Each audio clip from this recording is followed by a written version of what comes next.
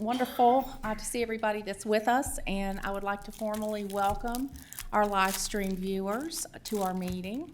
I am Lori Smith. I am the vice chair of the board, and I have the honor today of sitting in for our chairman, Mr. Tatum, who is away today. So bear with me, and let's see if I can get through this with the grace that he does. So thank you all again for being here. I'd like to open up the meeting and ask Mr. Thompson if he would do our invocation. If you please stand. Y'all stand with me, please. Good to have each and every one of you see here today as we pray. Heavenly Father, we thank you, Lord, for this day. We thank you for the many blessings of life. Lord, I want to thank you most of all for sending your Son to die on the cross that we could have everlasting and eternal life. I pray for this board today as we make decisions that will affect the county, the whole county, that you will give us the wisdom and the knowledge and the grace to do what is right. I ask for those that are not here today that you'll watch over them for many, many things. Again, I ask for your grace today, and it's in Christ's name I pray. Amen. Amen. Amen. And while you're still standing, I would ask Mr. Mitchell if he'd lead us in the Pledge of Allegiance. I pledge allegiance to the flag of the United States of America and to the republic for which it stands, one nation, under God, indivisible, with liberty and justice for all. Okay, thank you very much. Next on the agenda is the approval of the agenda. So my colleagues, do you have any requests for changes to the agenda for today's meeting? Okay, hearing none, I will accept a motion to approve the agenda submitted. So moved. Second, Mr. Thompson. All those in favor, please say aye. Aye. Okay, thank you all very much. Okay, we've reached the point on our agenda, very special times that we enjoy being able to recognize very important people in Franklin County and in our communities, and to showcase these very special individuals. So I would ask that the members of Winifred Henry Hopkins family, if you come up to the podium. Chris, would you make a couple introductory remarks, please? Sure. Thank you, Madam Chair. As the Hopkins family comes forward, it's nice to have all of them here in the board chambers today, this afternoon. And this honor of Mr. Hopkins, a longstanding member of the Snow Creek District here in Franklin County, very well-known individual who meant so much to Franklin County, but specifically the people of the Snow Creek District. And this was our departed colleague, Mr. Leland Mitchell, who passed away last year. Wanted certainly to honor Mr. Hopkins. And of course, now we have the honor of Mr. Nick Mitchell, who we may ask to join the family, maybe down at the front. Our clerk has a resolution that this board adopted previously, and I think Mr. Mitchell may come down and I don't know if we have a microphone for Mr. Mitchell where he could read the resolution to the family and present this. It's a very special occasion that we honor Mr. Hopkins today, and a fitting occasion with VDOT. We've worked with VDOT specifically to name the bridge after Mr. Hopkins. So, Mr. Mitchell, we'll let you present the resolution. Good-looking Snow Creek District bunch up here. Would you all like to come back here so we can get a good photo? Sure. Is that okay with you, Mr. Winter? And to be a member of the Sonntag community is to know some of the Hopkins I've known about all of them my whole life. And it's an honor to be here and present this to you guys. It's very fitting that this be named after y'all's name.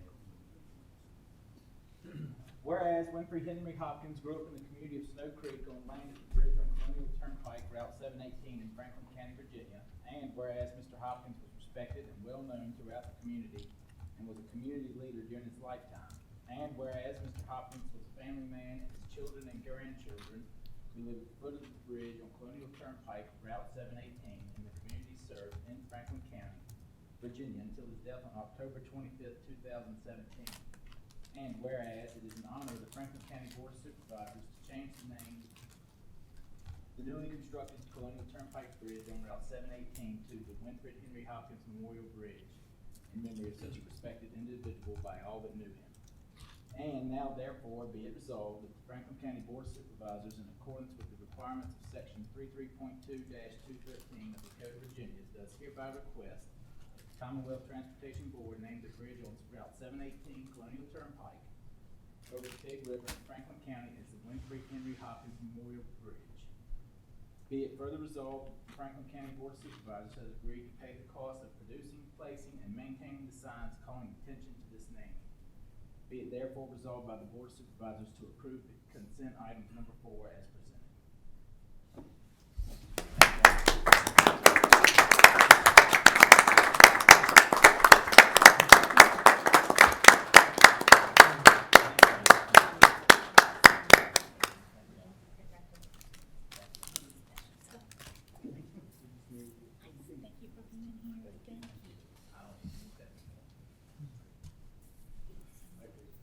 Okay, photo op time, you guys. Y'all come on around a little bit so we can get them in there. Good job. Thank y'all.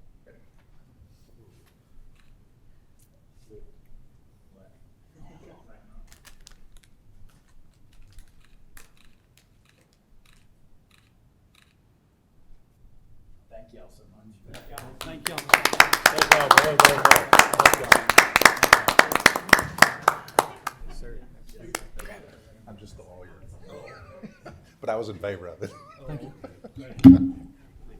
Thank you. Congratulations. Thank you all. I appreciate it. Thank you guys. And Quite Nick, an honor. Nick, let me see what that says. Yeah, we couldn't see the sign. Okay. Oh, that's Okay. nice. Thank you. Okay, okay, I'll leave it alone. Yeah, I think so. Yes, sir. Appreciate it, Will. Take care. Thank you a whole lot.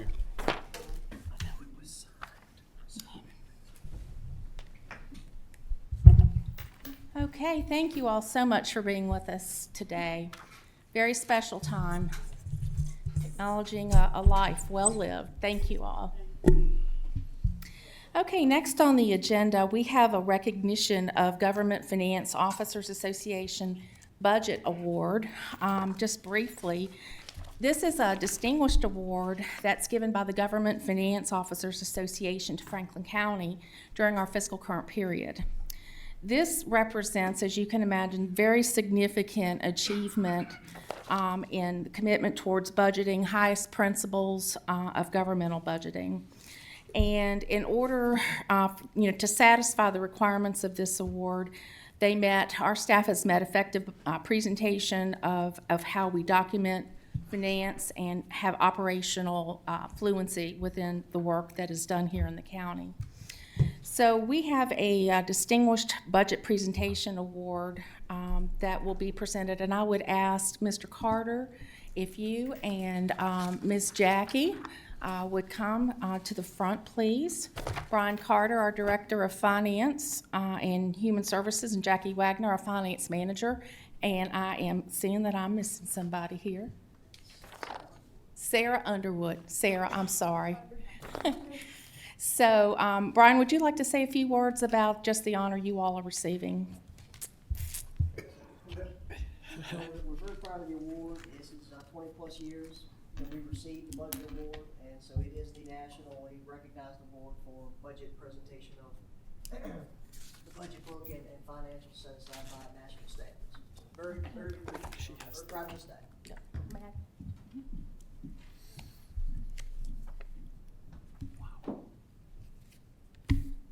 I'm doing this backwards. Okay, so it is my privilege to give you guys this distinguished presentation award on behalf of Franklin County. And I believe we have two here. We've got the actual certificate of recognition, and then we have just the presentation itself. So I give these to you with a great deal of appreciation and gratitude for the work you all do on a daily basis to represent our county. We're very grateful, and we're blessed to have you on our staff. Thank you.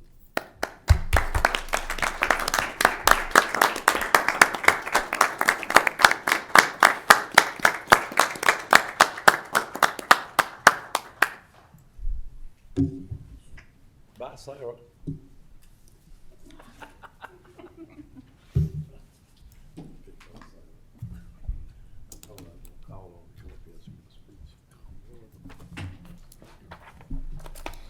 Okay.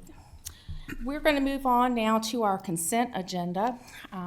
As you all are aware, if any of the supervisors have questions or concerns regarding the items on the consent agenda, it's always helpful if you can talk with staff when you get your packet and go over some of those things at your leisure. So, having said that, are there any items on the consent agenda that you all would wish to pull for further discussion? Okay, hearing none, I will accept a motion to approve the consent agenda as presented. So moved. Thank you, Mr. Thompson. Is there a second? Second. And let's see, Maddie, we don't need a roll call on that one, right? Yeah, we do. Madam Chair, yes, I do. Yes, but if you would, please. Supervisor Ronnie Thompson, Yes. Supervisor Ronald Mitchell, Yes. Supervisor Nick Mitchell, Yes. Supervisor Mike Carter, Yes. Supervisor Tommy Cundiff, Yes. Chairman Tatum is absent for the vote, Vice Chair Smith. Yes. Okay, thank you. I just want to take a brief moment. In our consent agenda today, we had 3 proclamations that I just want to call out and the importance of acknowledging these. We had one proclamation that was created by the National Fire Protection Association. And Franklin County during 2023 chose the theme of cooking safety starts with you. And so we really want to call out how appreciative we as a board and county are for the fire services and public safety services that we have here in Franklin County. It is understated the quality of work that we have and the expertise and the commitment of our volunteer firefighters and staff. So I wanted to call this out to you and just on behalf of the board, just express our sincere appreciation. The other proclamation was for National First Responders Day.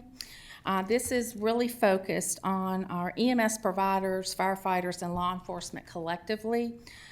Again, this is an acknowledgement. This day is to be celebrated, I believe let's see, I think it's November, is it? October 28th, excuse me. So again, much gratitude expressed to our public safety, law enforcement, fire and EMS staff and volunteers. We are very, very proud of the services that these ladies and gentlemen provide to our citizens. And it's very, very important, and we proudly adopt this resolution today on your behalf. So thank you. Okay, next, Mr. Daniel, VDOT report, please.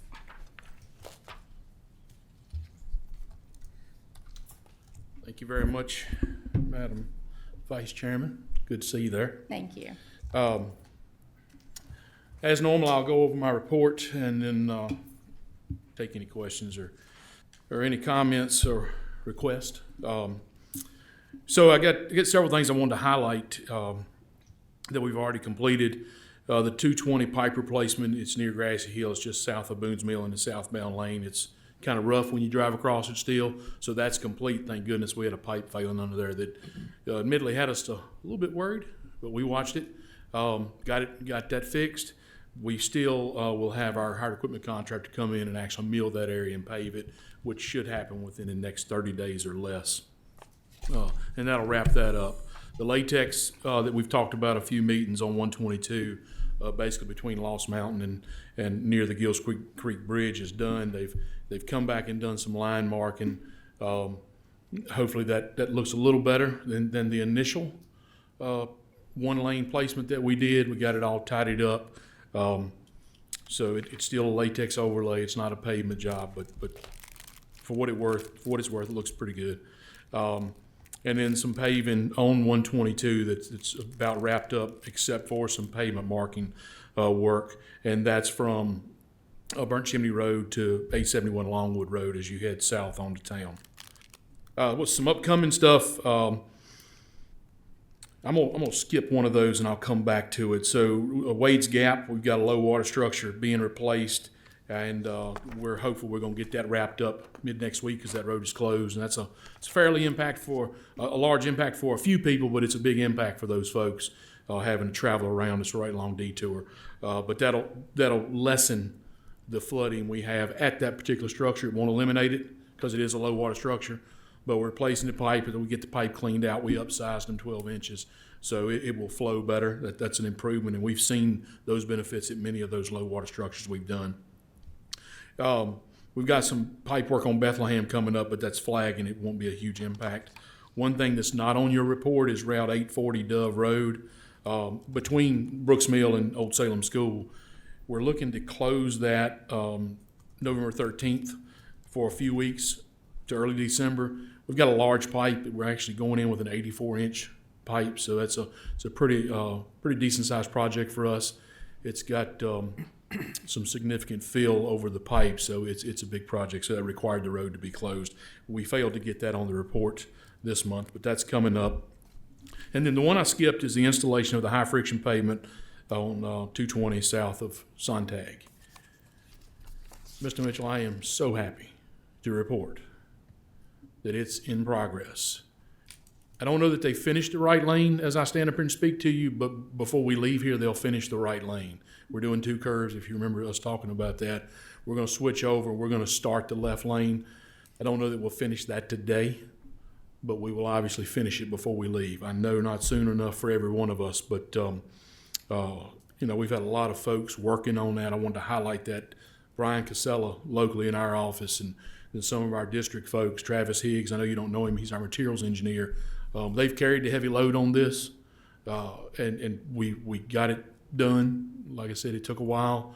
We were lucky we had a contract to latch on to in Lynchburg to get it here. But the main message here is it's in progress and will be complete by tomorrow. All right, so moving on to page 2 of your report. Bar Ridge is complete, thank goodness. We got that real rustic complete, the 1.7 miles. It's been hard surfaced, looks good, everything went well for us. So that's just a 1.7 miles that we took off our list of unpaved roads in Franklin County. We did receive a request for a traffic study on Copperfield Road, and that's off of Wirtz Road. It's a very short, actually used to be a loop road years and years and years ago, and it was a bridge across the creek there, but that's long been gone, and it's 2 dead-end roads. We'll get that back pretty soon. Should be a pretty simple request. And we did get a study back on Shockey Ridge. We're going to post that at 25. The project updates are the same as they have been. We're still moving towards a December advertisement. That's for your work at Bondbrook Mill, your work at Wirtz, and also Sontag and Pleasant Hill. So everything's on schedule. We'll go to advertisement, and then we'll see work on that in the spring. Just keep in mind, as you travel 220, the Bondbrook Mill Road is a project to itself. The Wirtz Road and Sontag work is part of 5 other locations in the district, 4 in Roanoke County, 1 in Henry County. So the contractor that gets awarded that project, they'll determine the sequence of construction. So they very well may be working in Roanoke County first. They may choose Henry, they may come to us. We don't know their schedule until obviously the successful contractor's awarded the contract and they work out the progress schedule. So we'll see work in the spring. It just may not be in our county, but it'll be part of that contract. So with that, Madam Vice Chair, that's my report for today. Thank you, Todd. We very much appreciate you being here. Do any of the supervisors have questions for Mr. Daniel? Mr. Cundiff? How you doing today, sir? Doing well. Hey, so Bar Ridge is done? Bar Ridge is done. Is it? Yes, sir. I didn't get that for grand opening. What happened? We ran out of ribbon. And that's 1.7 miles? Yes, sir. It's not the complete length of Bar Ridge. Well, I really appreciate y'all doing that. It really helps out. And thank y'all for what you do. Y'all do a heck of a job. Thank you. Gentlemen? You all okay? Mr. I'd just like Mitchell? to thank you guys for all the work on 220. I know my fire department, public safety, and our sheriff's office and state troopers are going to really appreciate the effort there. Yes, sir. A lot of families as well, so thank y'all. Pass that down. Mr. Thompson, are you good? Okay, I think that's it. Todd, we certainly appreciate you being here and giving us these updates, and we look forward to continuing our work. Yes, ma'am. Thank you. Thank you so much. Okay, we will move on to Brian Carter, Director of Finance, for your monthly finance report, please.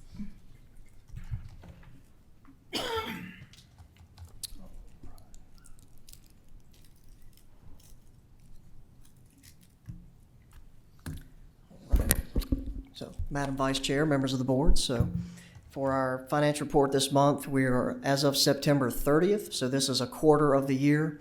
What we'd expect is 25% from our revenue and expenditure benchmarks. So overall, for the ones that would be benchmarked to that monthly progress, we're meeting or exceeding those revenue estimates.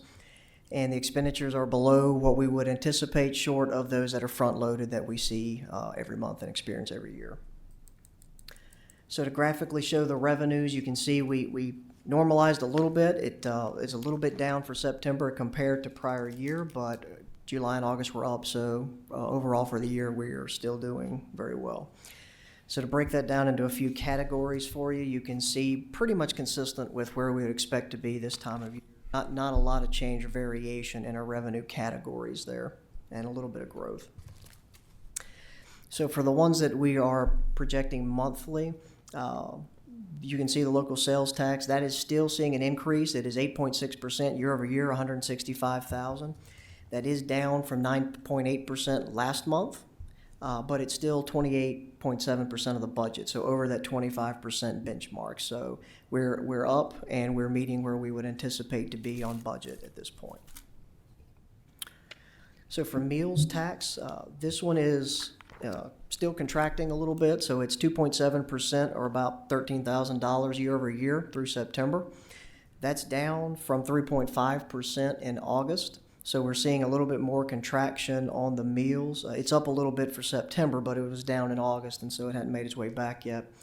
And so but that's about 34% of the budget, so well above the 25% benchmark. So while we may be close or down, we're still very good shape as far as the budget expectations go. And the same thing with occupancy tax. So we had a real drop off in occupancy for September. This would be the August, typically the August collections, of course, depending on timing. So we're about 18.6% below where we were this time last year. It's about $37,500, but we're still 36% of the budget, and so over 11% above where we would want to be. So anything below that, we'd be concerned. So while it's down a little bit for this month, it's still doing very well for budget. So we're going to monitor that over the coming months, because obviously the summer is the peak season, as you can see from the graph.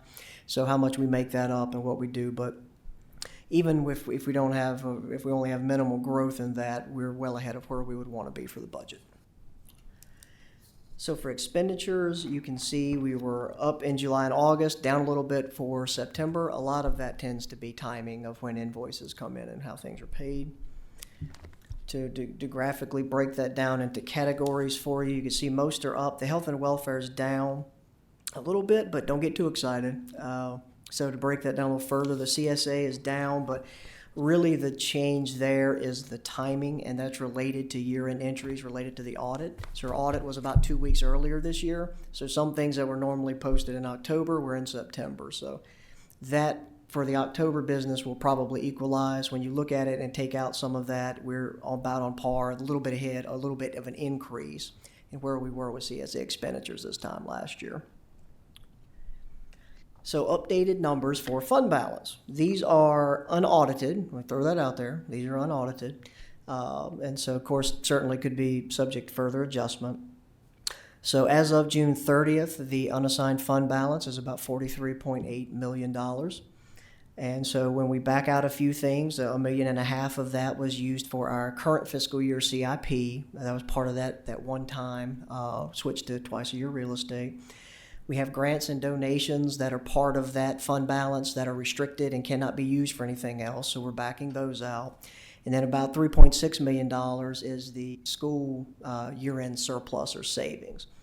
So when we back all of those items out that would typically be reserved and account for our 20% policy minimum, we're about $14.7 million remaining outside of all of those items in our unassigned fund balance. So healthy reserves and items that we know we're working with Davenport and updating on for our November work session. So as we look at that, and a lot of future capital projects and planning, they'll certainly take all these reserves into account as they look at their financial modeling. Okay.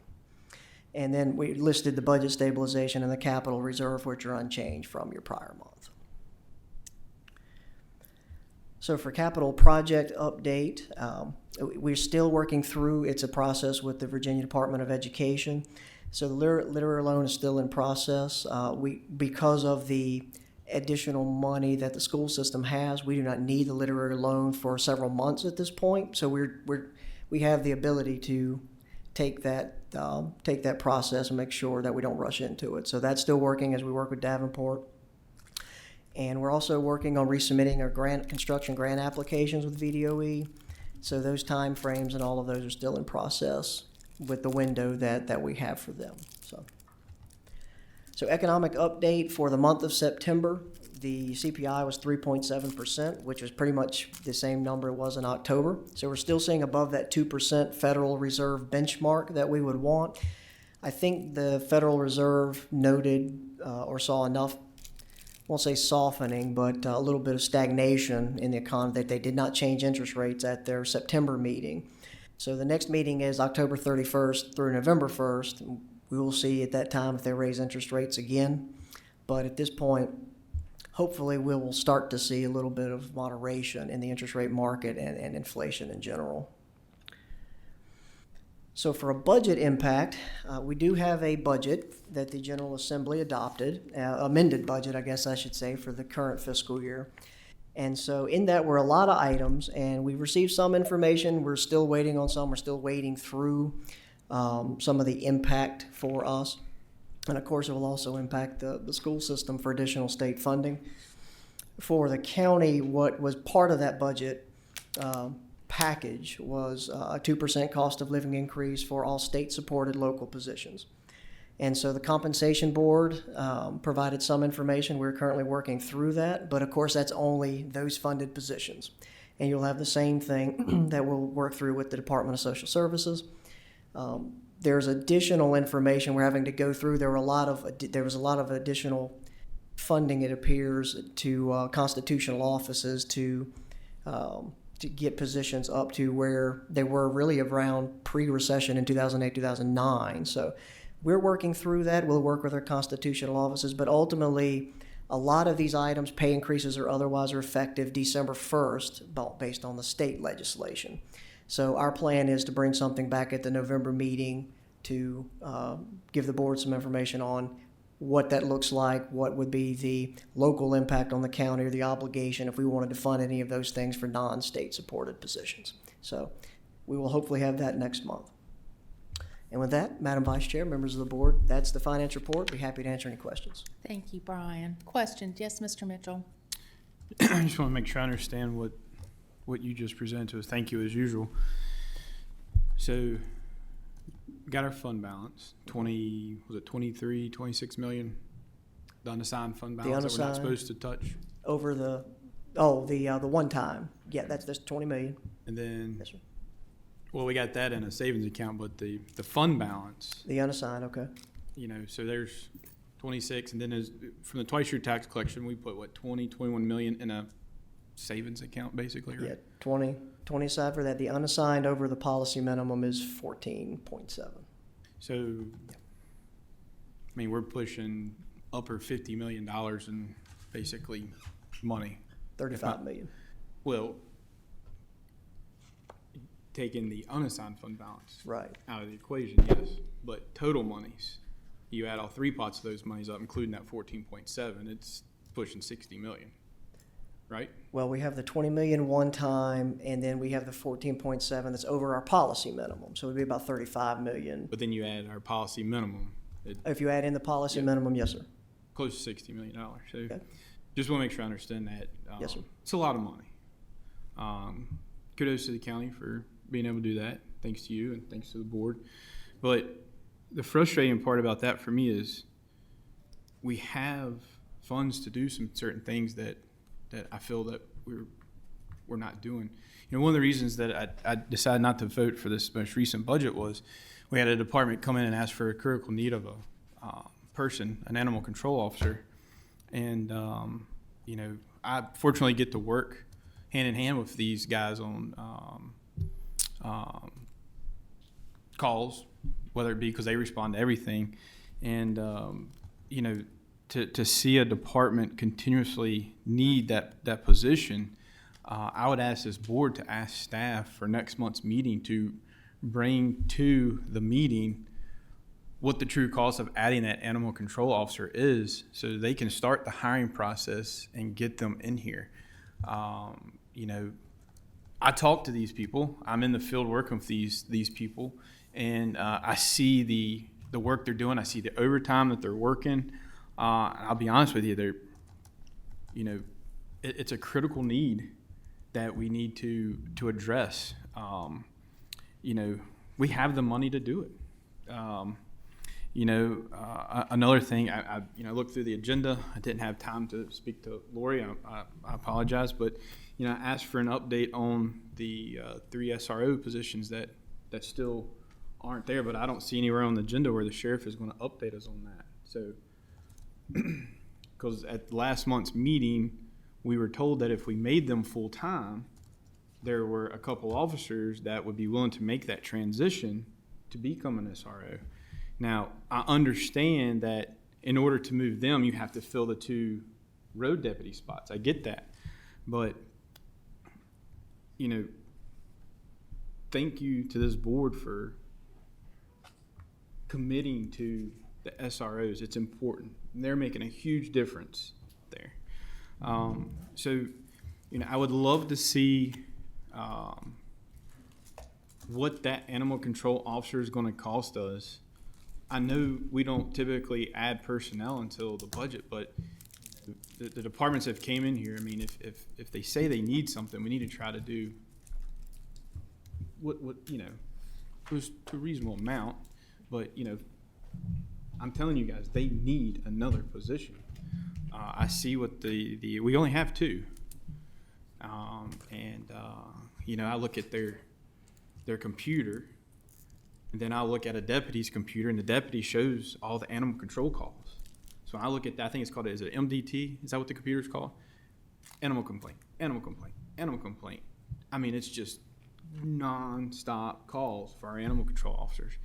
And we really need to move forward with that position outside of budget. I know that's not what we're supposed to do, but we've done it before.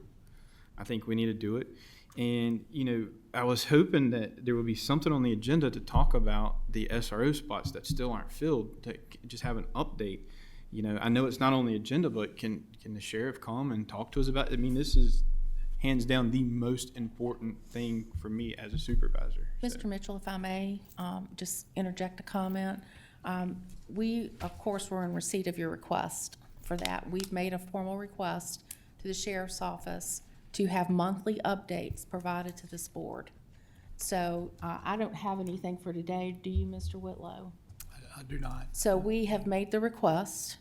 I think my feeling is that this is such a critical issue that we need to be in a position to be able to respond to our constituency with monthly reports. So we definitely understand your request, and we've been working to fulfill that. Okay. Other than that, thank you, Brian.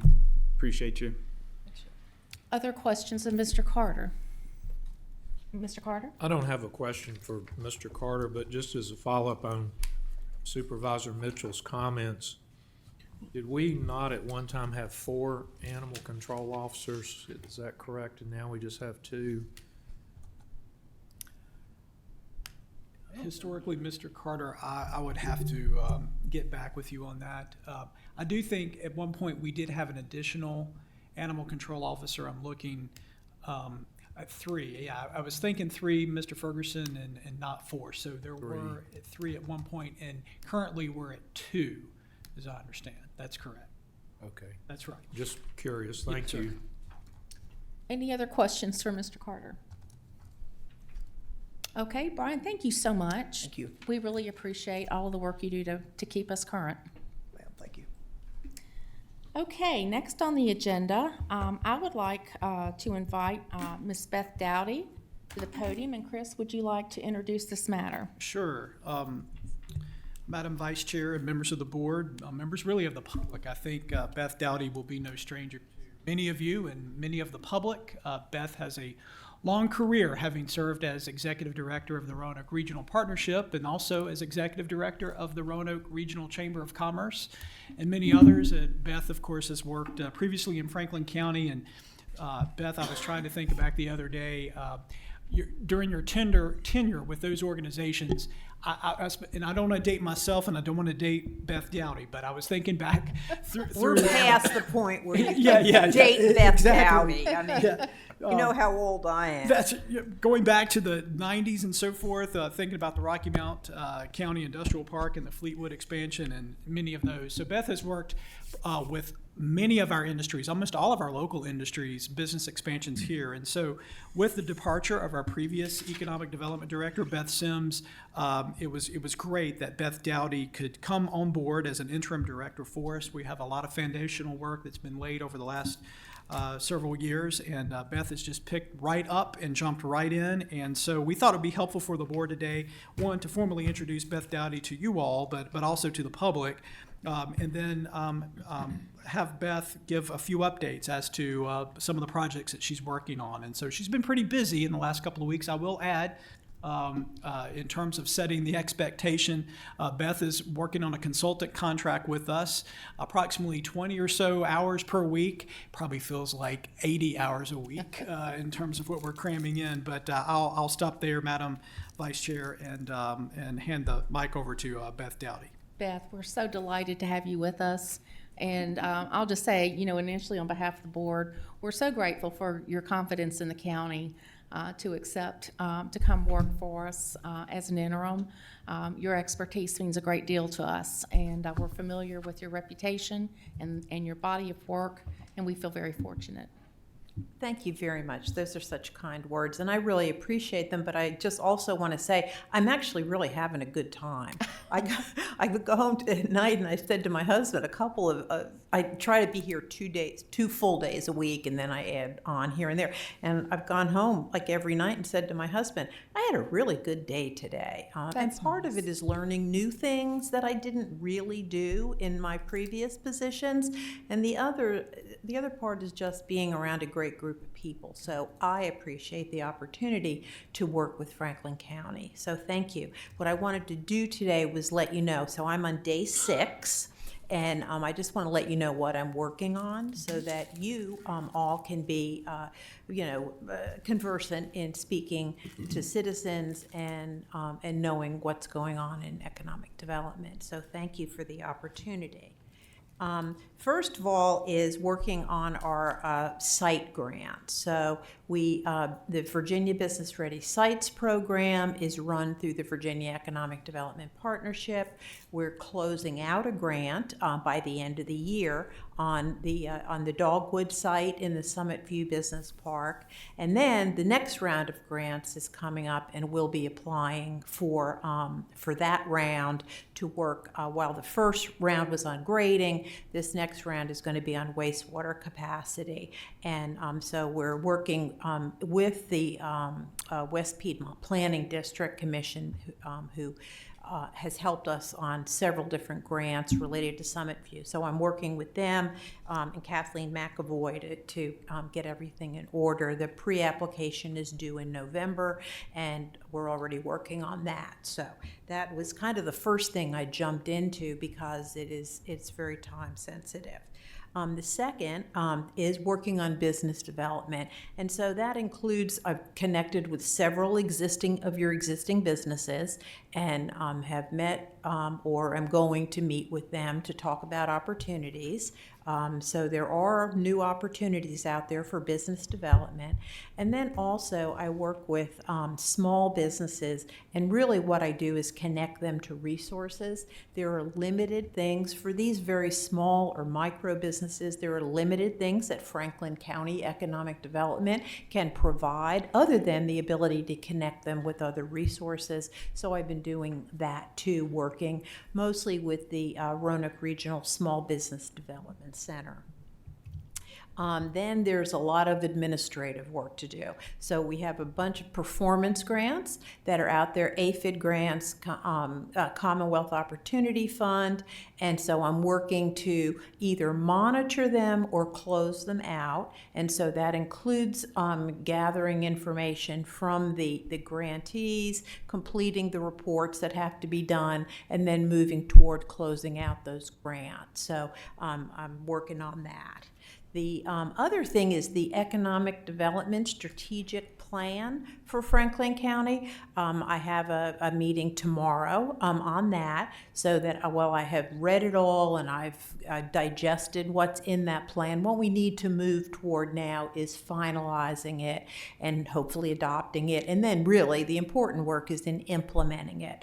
So these are the 5 pillars of that plan, just to keep you aware. And what I will do after, we've done some presentations to stakeholders and to the board about this, and so we are really very close to finalizing. And then when we do, I'll make sure that you all are aware, knowledgeable, and comfortable with where we are on that. But these are really important pillars of economic development. In the old days, economic development was nothing but trying to recruit big boxes where people made things, and that's just the beginning of economic development today. So when we look at housing and quality of life and workforce and economic resiliency and the whole way we practice economic development, those are really timely and important parts of creating prosperity for Franklin County and its citizens. So I'm working on that. That's a very exciting project. And then I'm working on partnerships, bringing in our partners. None of us can do this together. The old line is economic development is a team sport, and that really is true. So on, what's today? Tuesday. On Thursday, I'm going to Richmond to meet with the Virginia Economic Development Partnership. I've already met with the Roanoke Regional Partnership and have ongoing projects already with them. The West Piedmont Planning District Commission, as I mentioned, the Roanoke Allegheny Planning District Commission, the Small Business Development Center, the Workforce Board, and the Town of Rocky Mount. So these are all, and I know there are other partners, but for day 6, this is 7 partners is pretty good. And I really see opportunity with all these partners working together and achieving more. So that's what I have 6 days in. Some of these are long term. I told Chris this morning there are a lot of loose ends that happen whenever there's a change, and my priority is to tie up those loose ends, and then we'll move forward on new initiatives and new opportunities for Franklin County. So again, thank you. I'm glad to be here. Thank you, Beth. Thank you. Do any of the supervisors have questions or thoughts you'd like to share with Beth? I do. Yes, Mr. Thompson. Beth, I want to welcome you to Franklin County. I'm really glad that you're here, and I look forward to seeing some potential growth in the county. Thanks again, because I know I've seen you work before, because I've been around a while. Yeah. I've seen you work before, and I'm excited about it. Thank you. Likewise. Just thank you for being here and willing to come help out. So. Sure, I'm glad to. Mr. Carter? Beth, I stopped by to see you earlier, and thanks for getting on board. And I don't want to put you on the spot, but just 2 questions. What do you think are our uphill battles at Summit View, and what do you think our prospects are for there? I think the uphill battle is continuing to build the infrastructure that serves the kinds of projects that Summit View is built for. We're grading a 100-acre site. It's a 57-something acre pad. That's for a big project, and we just need to make sure that the infrastructure is in line with that. So things like applying for the grant for increased sewer capacity or sewer connection that increases the capacity is a step in that direction. There's also work, I think, on an electric substation, and so we're making progress toward that. So that's where we are. to the point about what the opportunities are, yes, you're now going to have a 100-acre site, with a large pad. A pad gets you ahead in the pecking order of how a prospect chooses a site. They want it as ready to go as possible. And you have a unique position in the region of having a site that large. So that's off the top of my head, those are your opportunities. Terrific, thank you. Anybody else? Okay, Beth, thank you so much for your update. I really am so pleased. I think timing is interesting. I know Ms. Sims worked, to bring this draft ED strat plan together, and I think that that plan is on its way to being fully developed and implemented. And I'm grateful that our board can walk with you through how that grows and develops over time. And I think it'll dovetail nicely with our strategic planning and our capital planning as we look forward to really connecting those dots for the progress of the county. That's a great perspective. I also think perhaps that this is a little bit fortuitous to have a fresh set of eyes on this plan before we finalize it. And so I hope I can provide that. I'm sure there's some kind of fine tuning that has to be done. Well, you are welcome here anytime, Beth. We thank you for coming here and for sharing the update with us today. Thank you. I look forward to working with all of you. Thank you. Okay, the next thing on our agenda is a brief break for 10 minutes. So we will take that break and we will be back here approximately. I guess I can, or Steve can, Madam Chair. Maybe Steve can fill in the blanks because I'm sure I'll miss out the details. As the board is aware, the planning department has a lot of activity going on right now. First let me say, from a staffing standpoint, we do know we have, across the organization, just like everywhere else, a lot of staffing vacancies and so forth here and there. And I know that planning and building, of course, is no exception. And so first, let me just thank the staff, because I know that a lot of activity is going on there. And I'm sure many of us will have associations. We talk out in our associations of builders and contractors, hey, we're covered up. Well, a lot of that's covered up in our planning and building department as well. And of course, that being said, in addition to the day-to-day short range of issuing permits and so forth, it's a lot of the long-range planning work that really gets done in terms of our village plans, our comprehensive plan, our zoning ordinance. Our comprehensive plan was comprehensively, not to be redundant, rewritten, if you will, in 2007. And the Code of Virginia requires major rewrites of the plan every so many years, and we're upcoming on that. And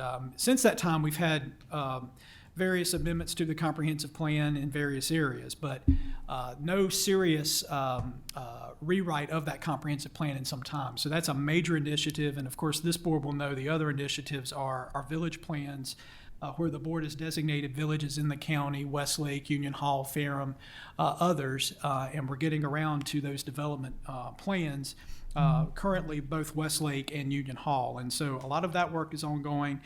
In addition, the zoning ordinance, of course, the county zoning ordinance first came into play in 1988.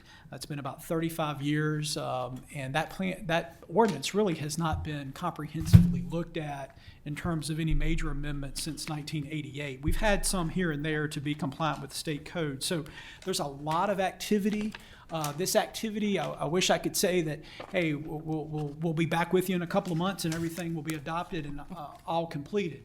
That's not necessarily the case. We're talking not only months, but talking about years of work ahead of us. And so the board has been given from time to time updates from the planning staff, I think most recently in the spring, as to where a lot of the long-range planning activities, and of course staff's here today, and Steve, he's going to help me here fill in the blanks. But it's important that we keep this in front of the board to make sure that we keep these projects moving, all with the understanding of our limitations from staff capacity standpoint, and for the good fortune of dollars in terms of one-time dollars that we've set aside. There are opportunities for us to work with consultants, and as this board knows, we've been very successful with a lot of grants from the state to help us fund the village plans and other things. So That being said, Stephen, there's probably a lot to fill in there, but I thank you, No, I Madam think you Vice hit Chair. a lot of the highlights. I would just, as the two of them come, I would just say, as Chris said, this is just a small picture of the things that the staff is working on. Stephanie, for example, we've kept giving her things since she's come on. Transportation is another big piece of that she's working through a lot of that. We'll hear some of that later when we talk about legislative priorities and some of the smart scale type things that she'll be working on.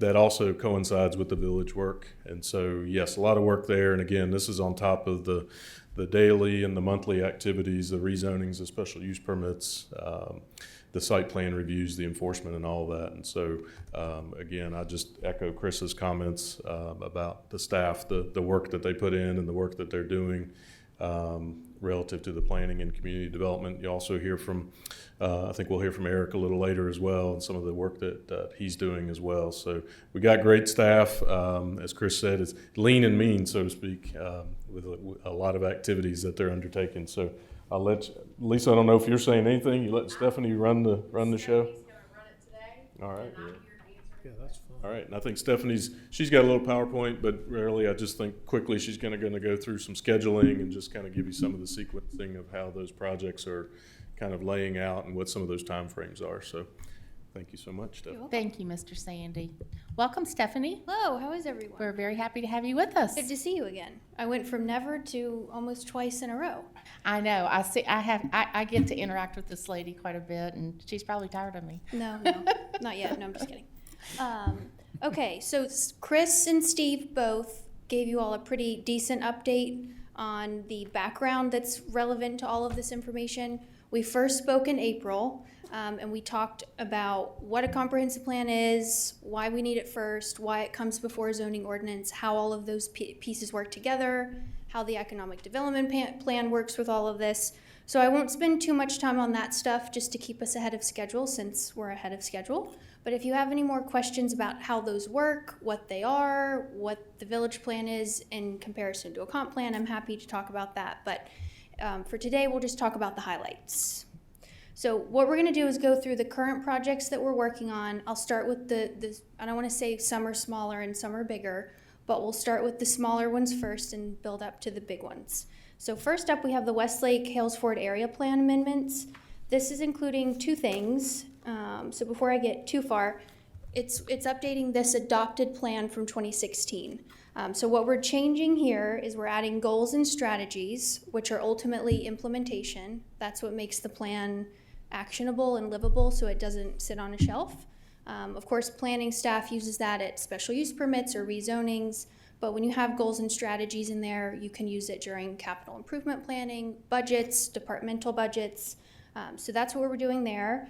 And also through the discussion with the Westlake Advisory Committee, who's been working with Lori and staff, we've also come to a boundary amendment. So we're gonna pull back a little bit of the boundary as well. So those are the two changes there. But the plan itself, so the policy, the future land use, all of that is staying as is. It's still relevant. None of that is changing at this time.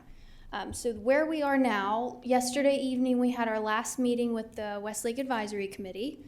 So over the next 4 to 6 weeks, staff is gonna button things up, finalize documents, working with Lori closely on that. And then next up are ultimately the public hearings. So we'll start with Planning Commission, of course, first in December, and we will come to the board for a public hearing in January as of now. That's the schedule that could shift just based on staff capacity. We'll have to work with the GIS department to get the mapping done, but we're pretty confident we can make it to January, so fingers crossed. Any questions on the Westlake plan amendments? I just have one, Stephanie, the boundary amendment, so you're reducing the size of the boundary, is that correct? Just the western, so right now we're talking about, let me pull it up and I can quickly just give you all a quick glance, bear with me. It's nothing too substantial, it's pretty minor by way of boundary adjustments. So this is the plan, if everyone can see it. We're just gonna pull this western boundary in a little bit. Okay. Nothing else will change on the south, the north, or the east. Thank you. Has that been published? I haven't seen that document. This was adopted in 2016, in November. That's the one from 2016. This is the one from 2016. So everything else essentially is staying the same. We're gonna change that little boundary, and then we're gonna add to it. Well, we can't do that without a public hearing. Correct. Nope. And if I may, Stephanie, Mr. Thompson, this updated plan, this Phase 2 plan will come to the board. It needs to come for a public hearing because Absolutely. everything that I'm seeing now, it's not all county inclusive. It's just Westlake, your area. Well, And it's I the, want but to see it it's, for the whole county. what's the Westlake Village plan? I want to see, but what I'm saying is I haven't seen anything for the Boone District since this has been going on.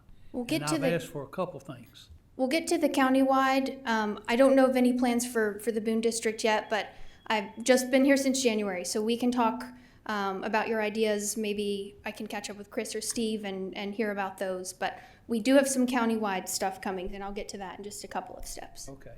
Any other questions on the Westlake plan? Okay.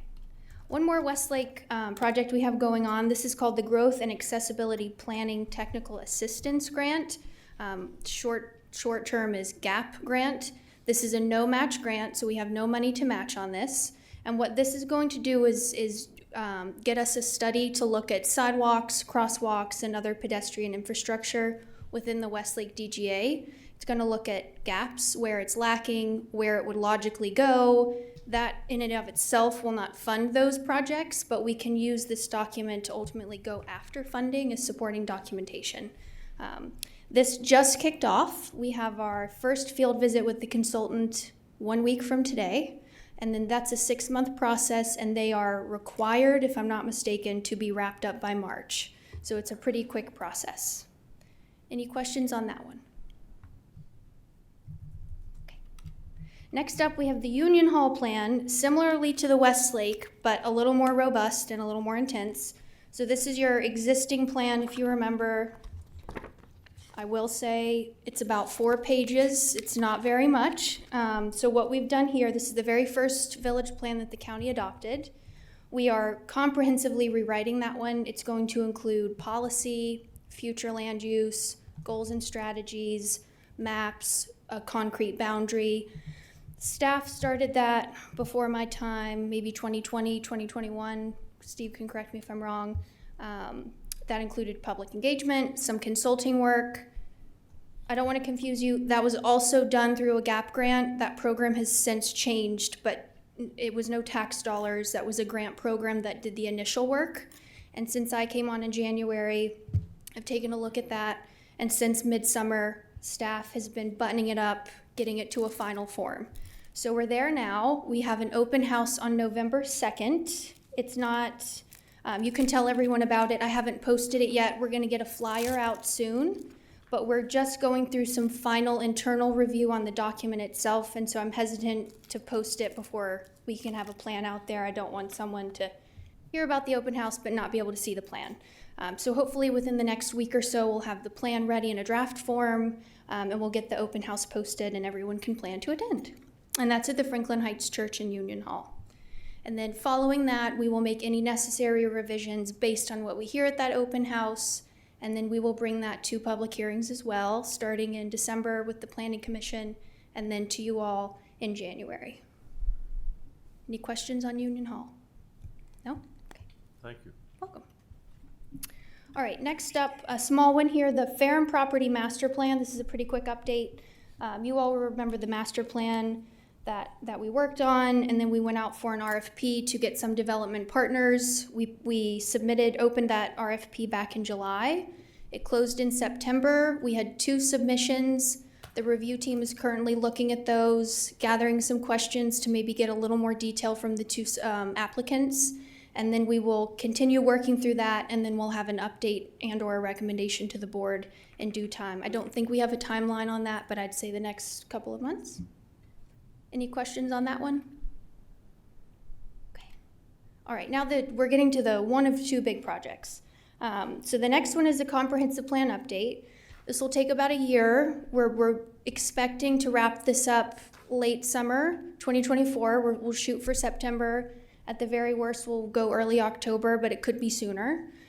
So where we're at now, we've contracted with our 2 PDCs, so West Piedmont and Roanoke Valley Allegheny Regional, to gather their support for data research and some chapter writing. So what that means is they are looking at demographics, they're maybe reading some other plans that will inform the comp plan. It's a lot of Wizard of Oz behind the curtain work that has to happen first, so we have an understanding of who's living here, where are they working, what do they make, what are they spending, those sorts of things. It'll have 5 phases. That is the first one. Following into that is the initial public engagement, so that will include likely a survey, stakeholder interviews or open houses, maybe in each district. It's been 20 years, it's a big update, so I imagine that this public engagement will be pretty intense and pretty robust. It won't come in just one form, we'll have a few options for people to share their input. The third phase is chapter writing, or the plan itself. Following into the closing public engagement, which is an open house, people can come, share their thoughts. Again, it's a big county, it's a big job, it's long overdue. That might be 2, it might be 3, it might be 1. We can talk about that when we get there. And then the 5th phase is the adoption, just 2 public hearings as usual. The longest piece of this, of course, is the chapter writing, but I will say that all of these kind of flow together. One doesn't start and stop and then the next one happens. They run a little bit piggyback on each other. So again, right now we're doing data collection. We'll be wrapping that up as we start public engagement, and then so on and so forth for the rest of the steps. Any questions on the comp plan? It'll be a long process, so if you come up with some in the next few months, just reach out. All right, next up is the big one, the zoning ordinance update. This one is not started. This is the only project on our horizon that has not started yet, but we're ready when you all are. So what this will be is an absolute overhaul of the current ordinance. As a couple have mentioned, it was first adopted in 1988. Solar, short-term rentals, maybe some residential stuff has been in, the Summit View overlay. So necessary items that we were responding to, but it wasn't proactively redone since it was adopted. So that's what we're doing now. It's going to take a fresh look at, front to back, page 1 to page 400 or whatever it will end up being. This will be a long process. This will likely be 2 years from the time we go out for RFP to the time we have our last board meeting with you all to adopt it. It's a strenuous process. It's a lot of involvement with you all, the Planning Commission especially, and certainly the public. Staff can't do it alone. That's why we have to go out with consultants. It takes a lot of expertise.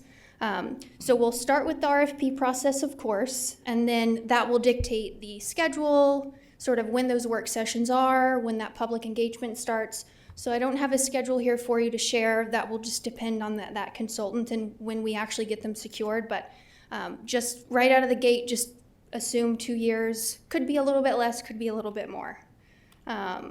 And a little quick note on the zoning ordinance and previous work. In 2010, and Lisa might want to add to this, the county worked with Clarion to review the current ordinance as it was then. They looked at everything, the enforcement, the administrative procedures, the districts, uses, lot sizes, you name it, they reviewed it. It was a lot of work. They put together a summary report, it's 20-odd pages. We, staff, are thinking that might be worth reviewing as part of the RFP before we just jump into a zoning ordinance. It was a lot of work and potentially don't want to waste it. I will say it is my assumption that a lot of that might be outdated information. It's 20 years old, but there also might be some relevant information in there, particularly about the needs of the county, what the attitude is here, the culture, and what we're looking for, even though the zoning recommendations that are in there may not be what's happening now in best practice, so still might be worth looking at for a number of reasons. So with that being said, I have a couple of questions about the zoning ordinance, and then I'll give it to you all for questions.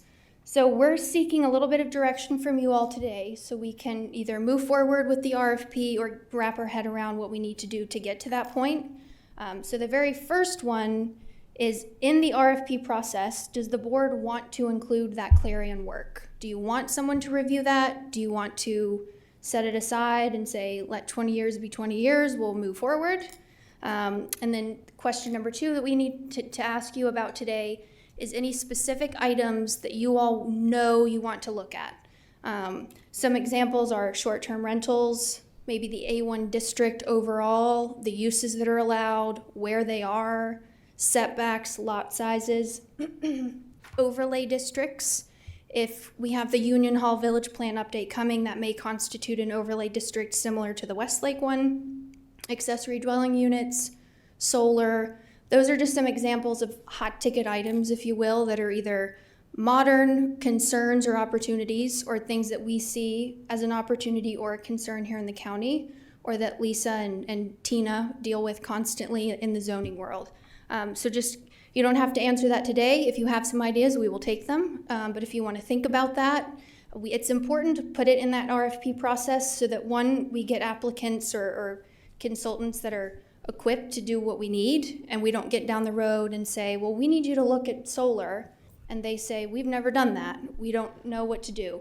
So we want to make sure we match up with someone correctly. And then the last question that we need to ask you all today is, if you want to give staff consent today to go forward with the RFP process and start drafting that RFP, or do you want to press pause, ask some more questions, get some more info, and then revisit this on the consent agenda next month? So with that, I'll pipe down. Thank you, Stephanie. You're welcome. Give you some time to ask questions. Yeah, this is great. I think just a couple foundational comments for the board. I think we can all attest to the fact that during our tenure, we deal month in and month out with zoning issues. They really are intensively part of our work plan.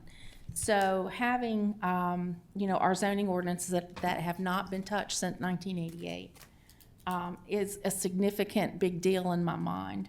My thinking towards this is that the plan should be updated to reflect current day land uses, what we see, what we want to see in terms of Chapter 25 of our code, all things zoning.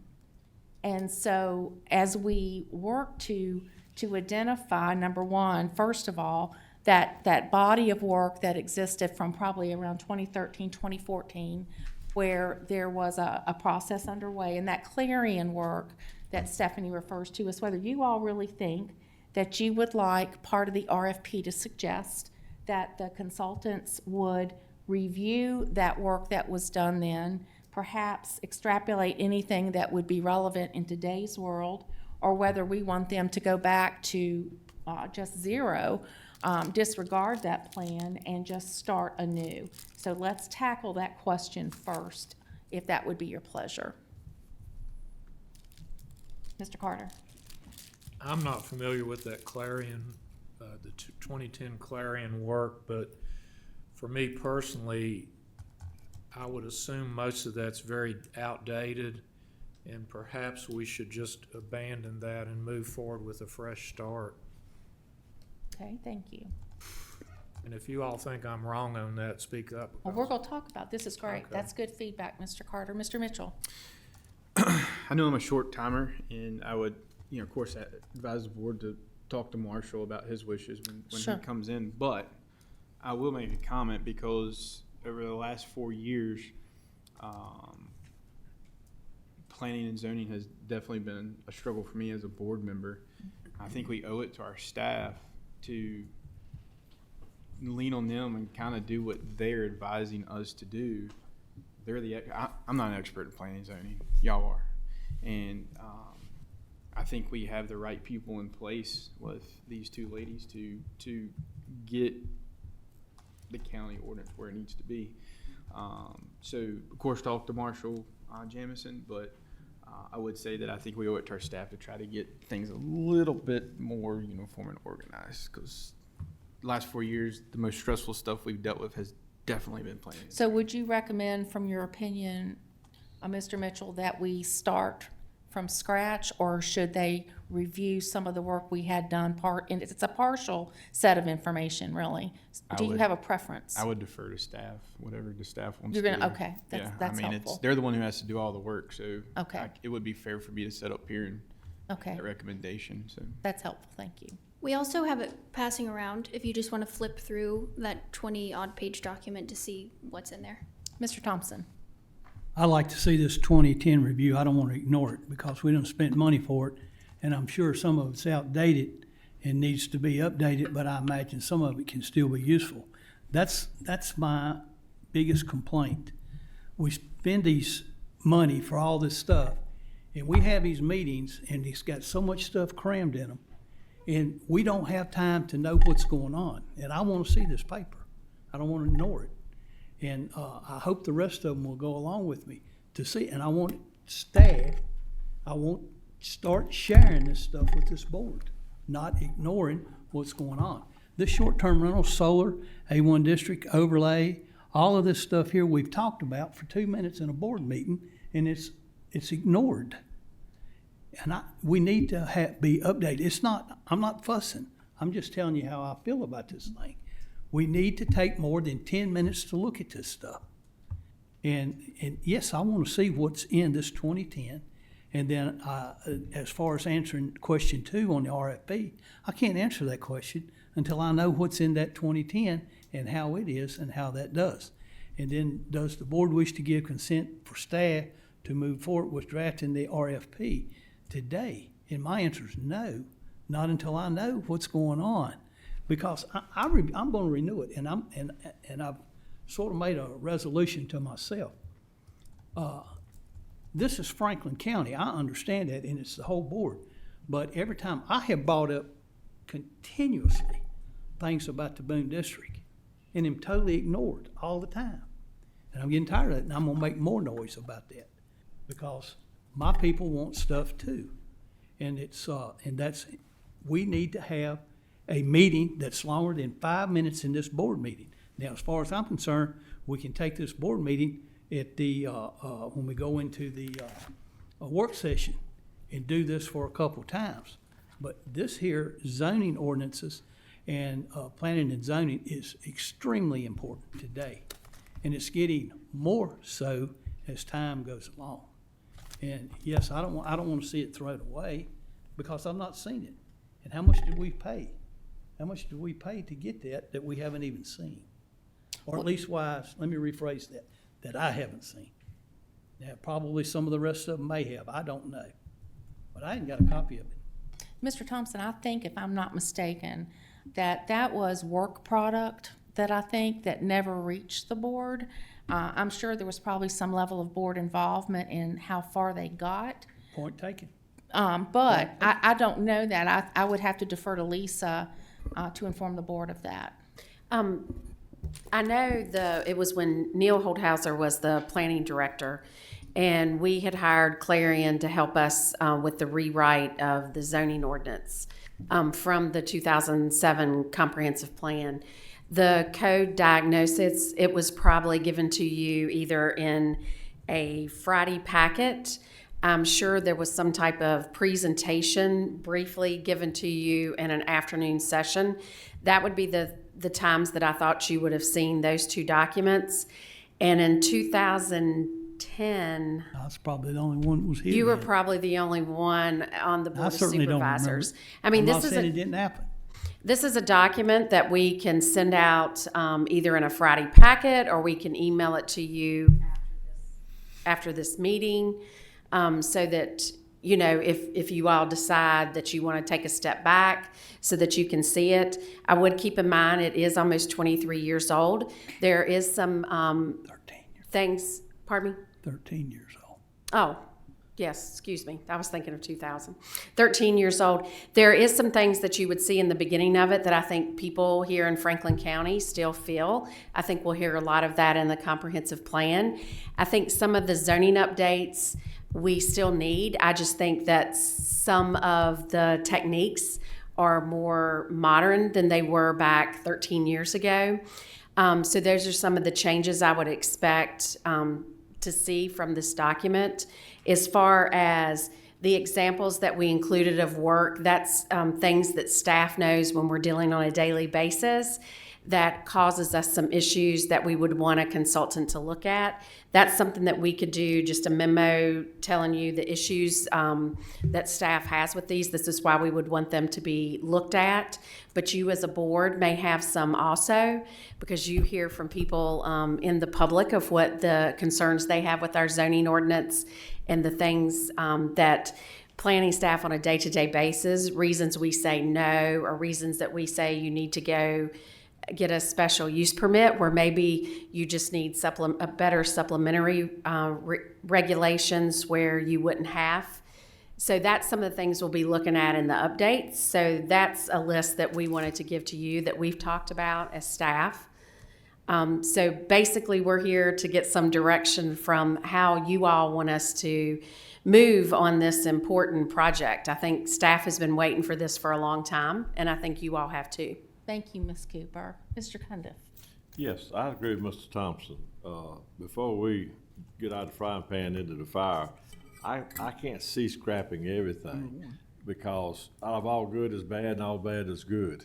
So I would like a comparison. I would like a work session on this before we make a lot of decisions, and do comparison.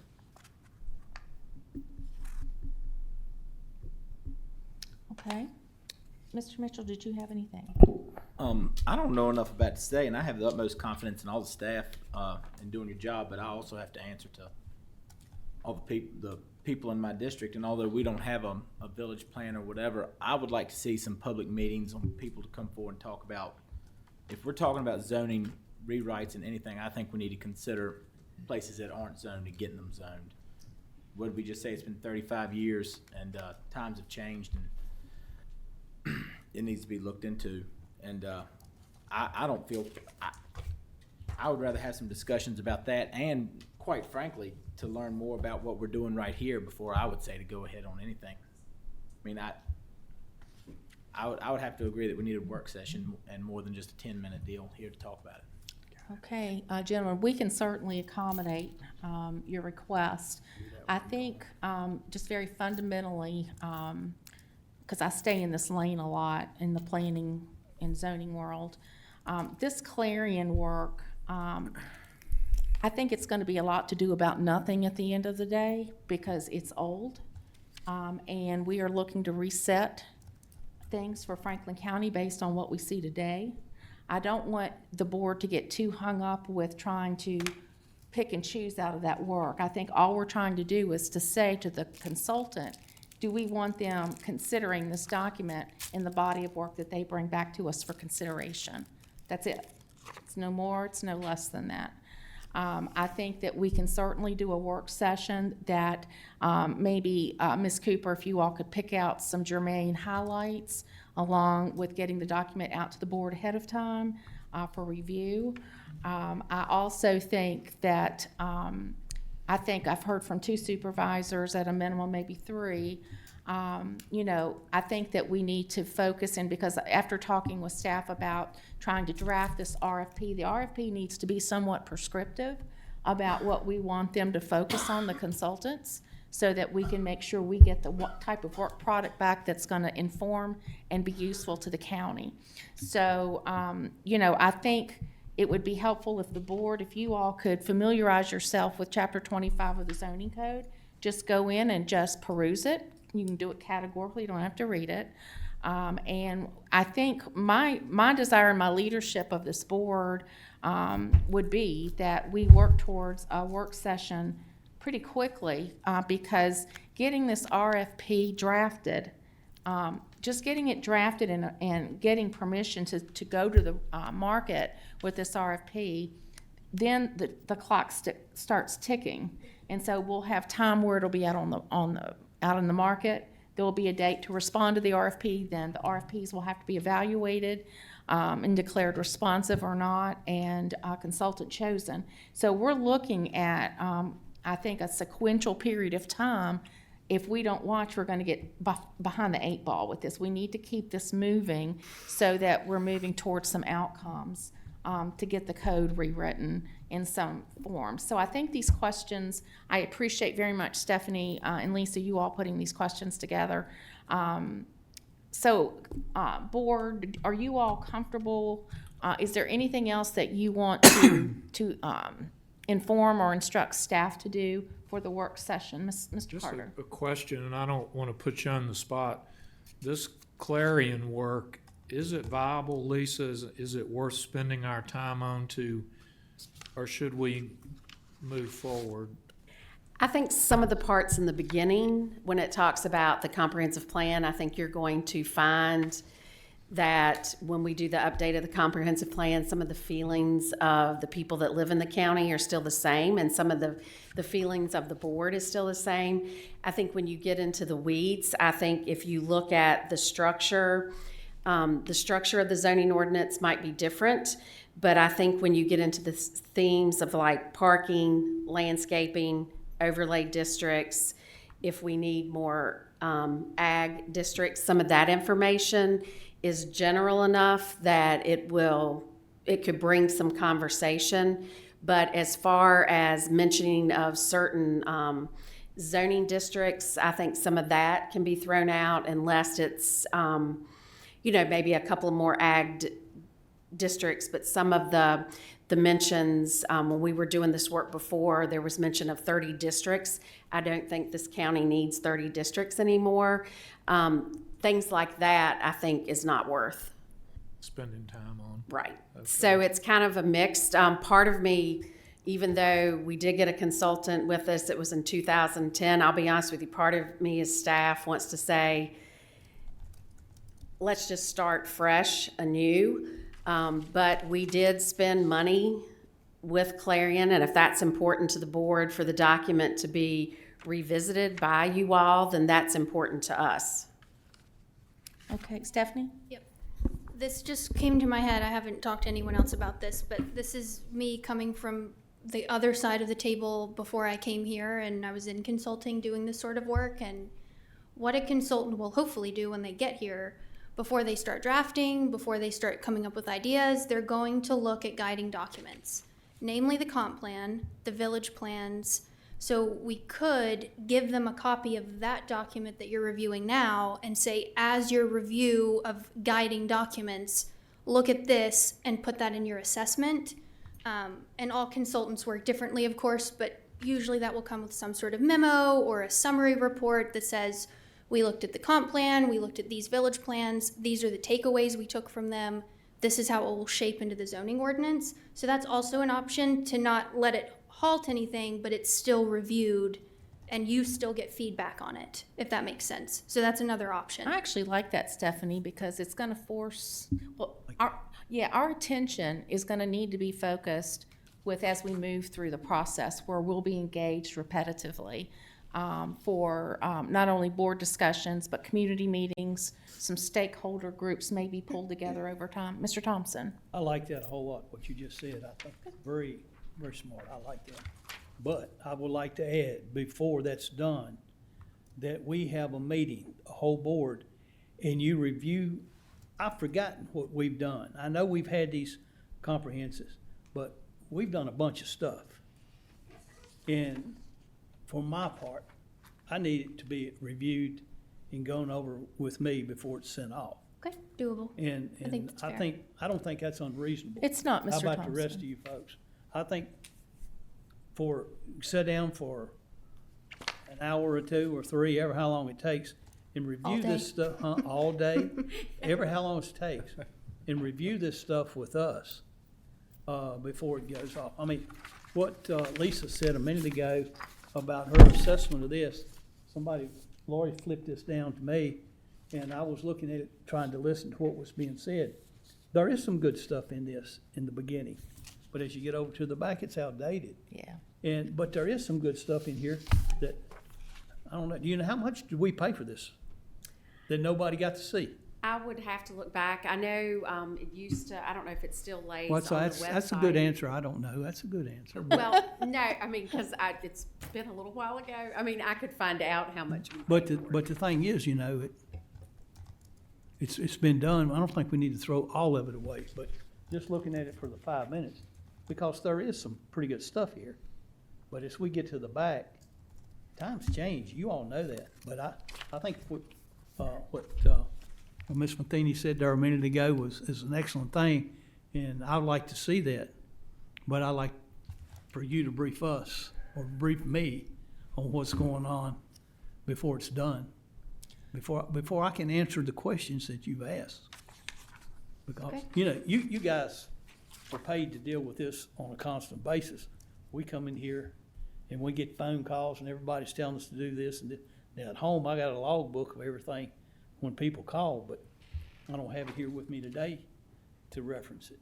And so, yeah, I like that idea. Thank you, Mr. Thompson. Is the board in concurrence to set a work session for about an hour or so, hour and a half? She said a day. I'm going to overrule her on that. I was kidding. We could take 7 days. We still probably wouldn't be done. And I'm happy to work with staff, you know, and Mr. Whitlow, Mr. Sandy, to develop an agenda, and maybe send it out in draft form to the board so that you can make sure that it's going to be structured the way you want it and things are on there that are important to you that we discuss. Are you all, or can you all relatively say that you all will make yourselves available sometime within the next few weeks? I'm having surgery on my shoulder November the 2nd. I got this thing for the invite out to Okay. eat. I'm gonna need a couple weeks recovery time there. So staff, you know my question, and Mr. Whitlow, capacity to pull together, this does not have to be work-laden. You know, I think if we get an agenda, we get some type of just, you know, topical review of the Clarion document, maybe just demonstrate, you know, comp plan, high points on the zoning ordinance. And I can talk with you all offline about, you know, maybe structuring that. But I do think that if everybody's in agreement to have a work session, do I hear anybody that is opposed to doing that?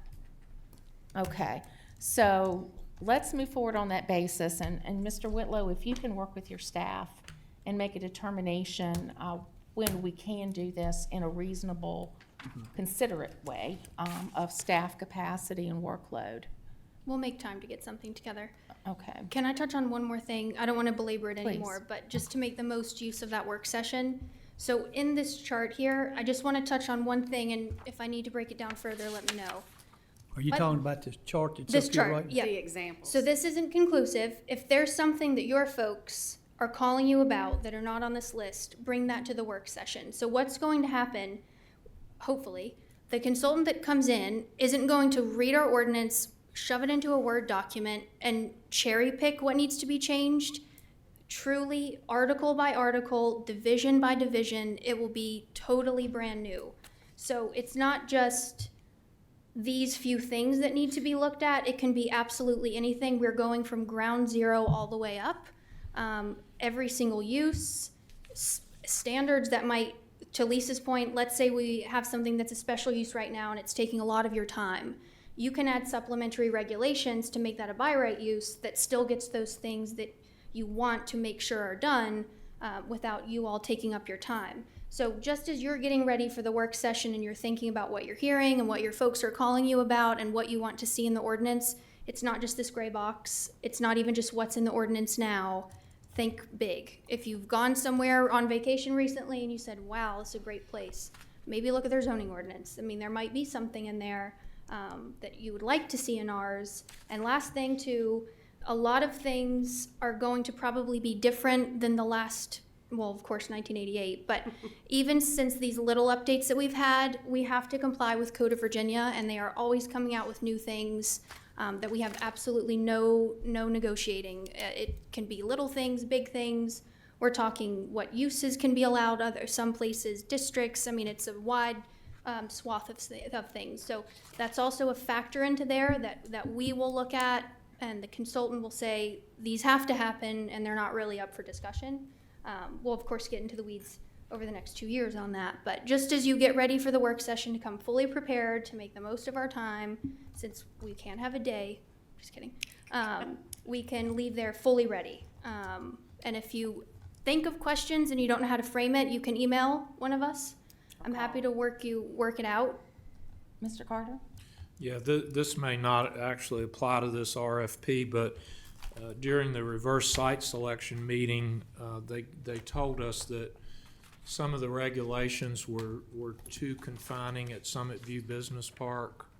So we need to look at that too, and there's some things in there that need to be thrown out. I just thought about that while we were talking. To that point, and then I will be quiet. Also, part of what you'll be looking at, you have to think a little bit outside of the box for this stuff, and to Mr. Carter's point, it could be processes that are the problem. It's not so much a use, but maybe something is discretionary and it doesn't need to be. It can just be something that Lisa looks at as the zoning administrator and kind of pushes it forward. So there's a lot of information.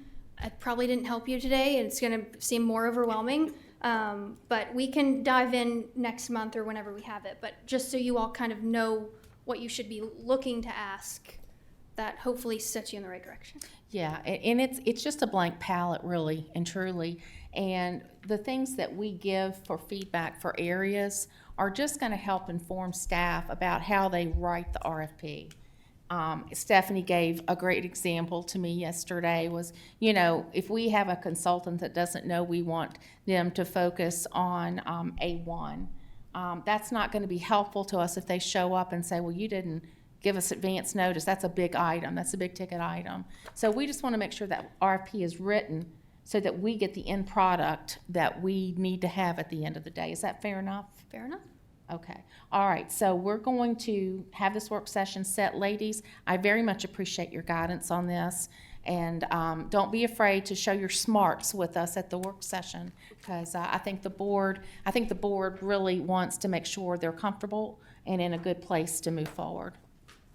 Can I ask one more thing? Mm-hmm. You mentioned, Mr. Cundiff, a comparison at the work session. Will you tell me what you want to compare? I don't want to come empty-handed. What I want to compare? You said something about a comparison. I want to compare your old with your new you're talking about. Okay, we don't have the new yet. We need the new. So you're not going to have, We don't have a new ordinance yet. We have nothing. We are at the very, very beginning. It's not even a seed yet. okay, This is what this process will start. okay. Okay, I just wanted to make sure I didn't come and you were I expecting appreciate it. something I didn't have. All right, ladies, thank you very much. Mr. Whitlow, did you have something? Yeah, Madam Vice Chair, helpful discussion with the staff. In terms of the work session, the timing of the work session, and I know Mr. Thompson, you mentioned maybe some upcoming surgery and so forth. I also understand the board will be, VACO conference is coming up. Of course, we have today's meeting. There's November the 21st, where we will have Davenport and Company with us regarding our debt planning on the big capital projects and so forth. Davenport will be back with us. In addition, we are looking at a work session on our collection sites. So a lot of work sessions coming on. That being said, I do understand the Broadband Authority will need to also hold a meeting coming up in late November, early December.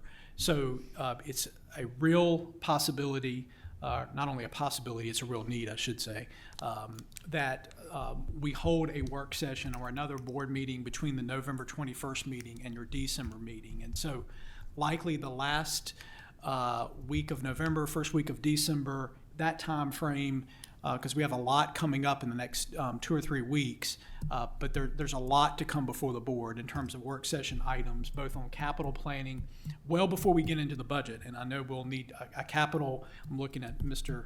Brian Carter, as we get into the budget, and we know the budget it will be significant come December and January. So I'm rambling now, but Madam Vice Chair, looking at, and members of the board, and we can work with staff to get back out to the board as to a possible day, half day, sometime in either the last week of November or the first week of December, where we can take care of some of these items if schedules work and schedules allow. So I just offer that. May I ask a question? Yes, of course, Madam. Is there no possibility that we could get an hour work session in next week? I can certainly look at the staff in terms of their capability and. What would the hour work session be for? Or what you've asked for? For the zoning? She said an hour wasn't gonna be enough. I don't know. She said a day. We were all just kind of laughing. I would say hour and a half is probably. That's what I thought. If we're gonna have the session, it needs to be long enough that we can get something accomplished. Absolutely. Not just make a trip up here to listen to blah, blah, blah. We can set a and then 2-hour. Back to the house. Yeah, we can set a 2-hour. I would yield to staff to tell us what they think. My sense of urgency is to get to RFP, you know. We want to look at calendars right now. Mr. Whitlow? Yeah, we can look at next week, pleasure of the board. We could find a date next week if that. Okay. Next week's the week of October 23rd through October 27th.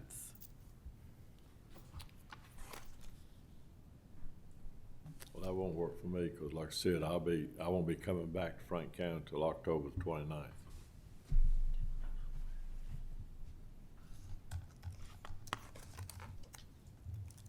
I don't see how I can work it in next week either. Okay. And when are you gonna be back available, Mr. Thompson?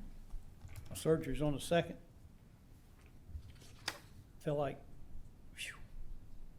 Well, I don't wanna squeeze it's you gonna on be, that. I don't know the answer to that. Yeah, I understand. Anybody here ever had their shoulder replaced? How long did it take you to recover? I've had joint replacements, yeah. It's, I didn't say joint now. I've had them. I said shoulder. okay. So, why don't, Mr. Whitlow, I think, what's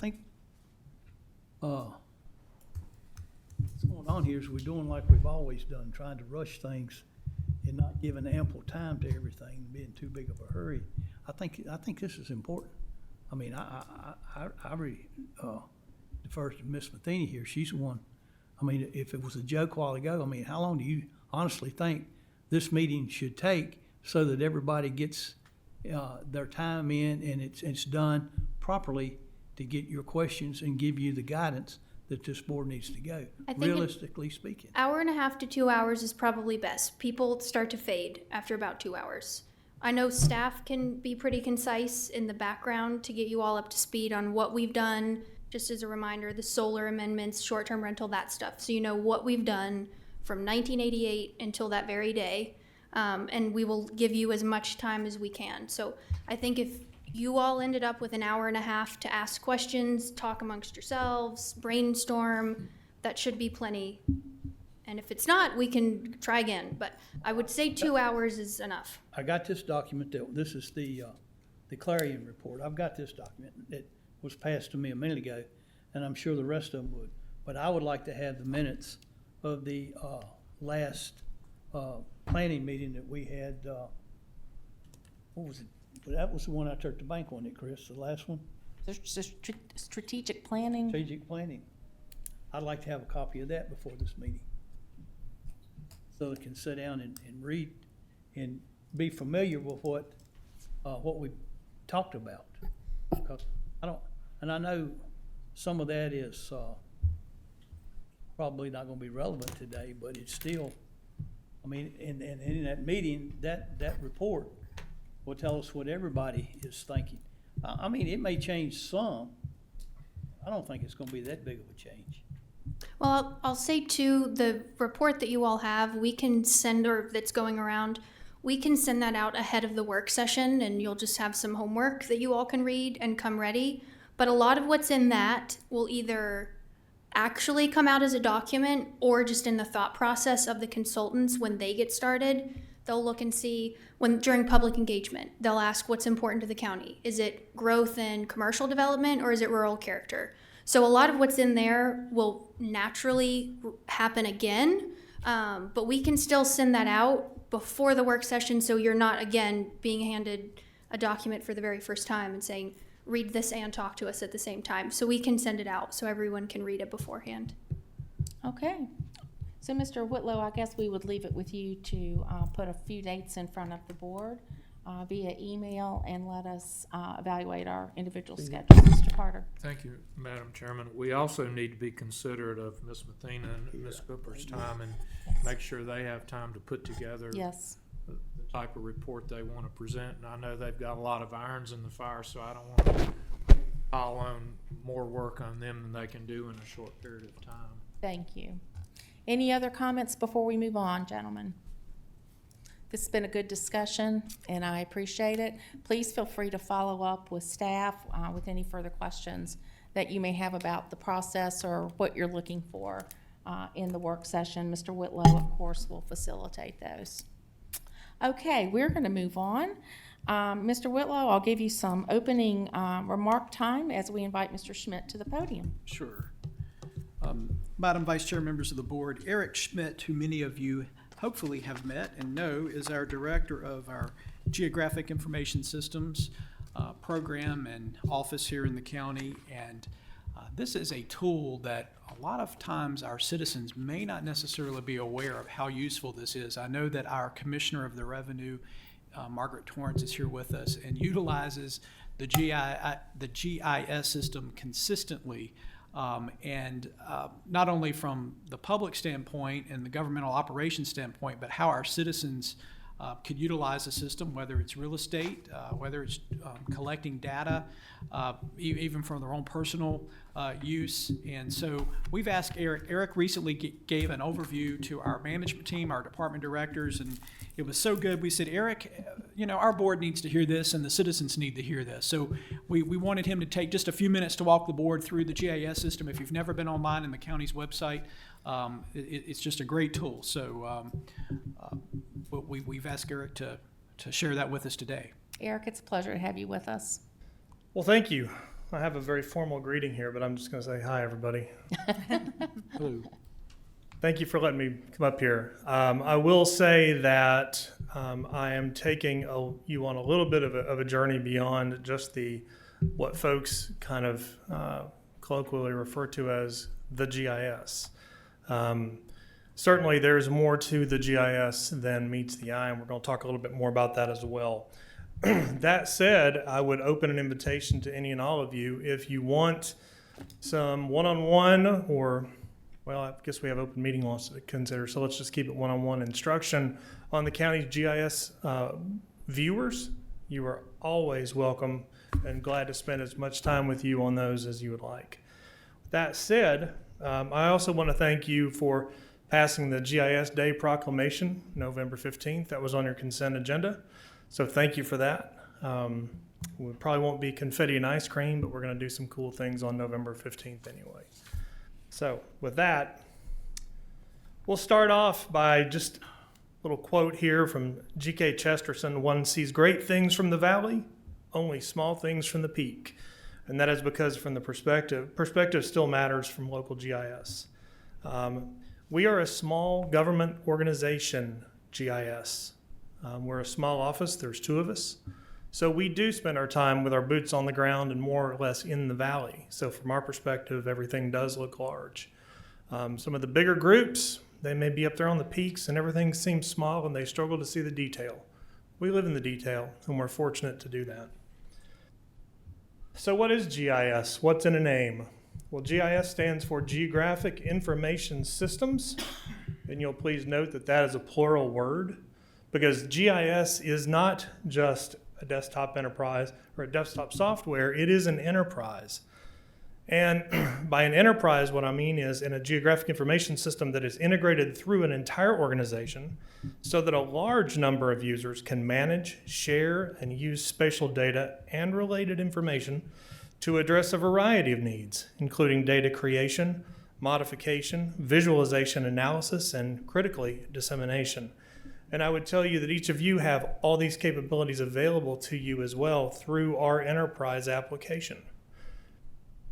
Our role is not to just do this, but to facilitate this. And that is not to put our work off onto others, but to enable and empower others to do their own work with more tools and data at their fingertips.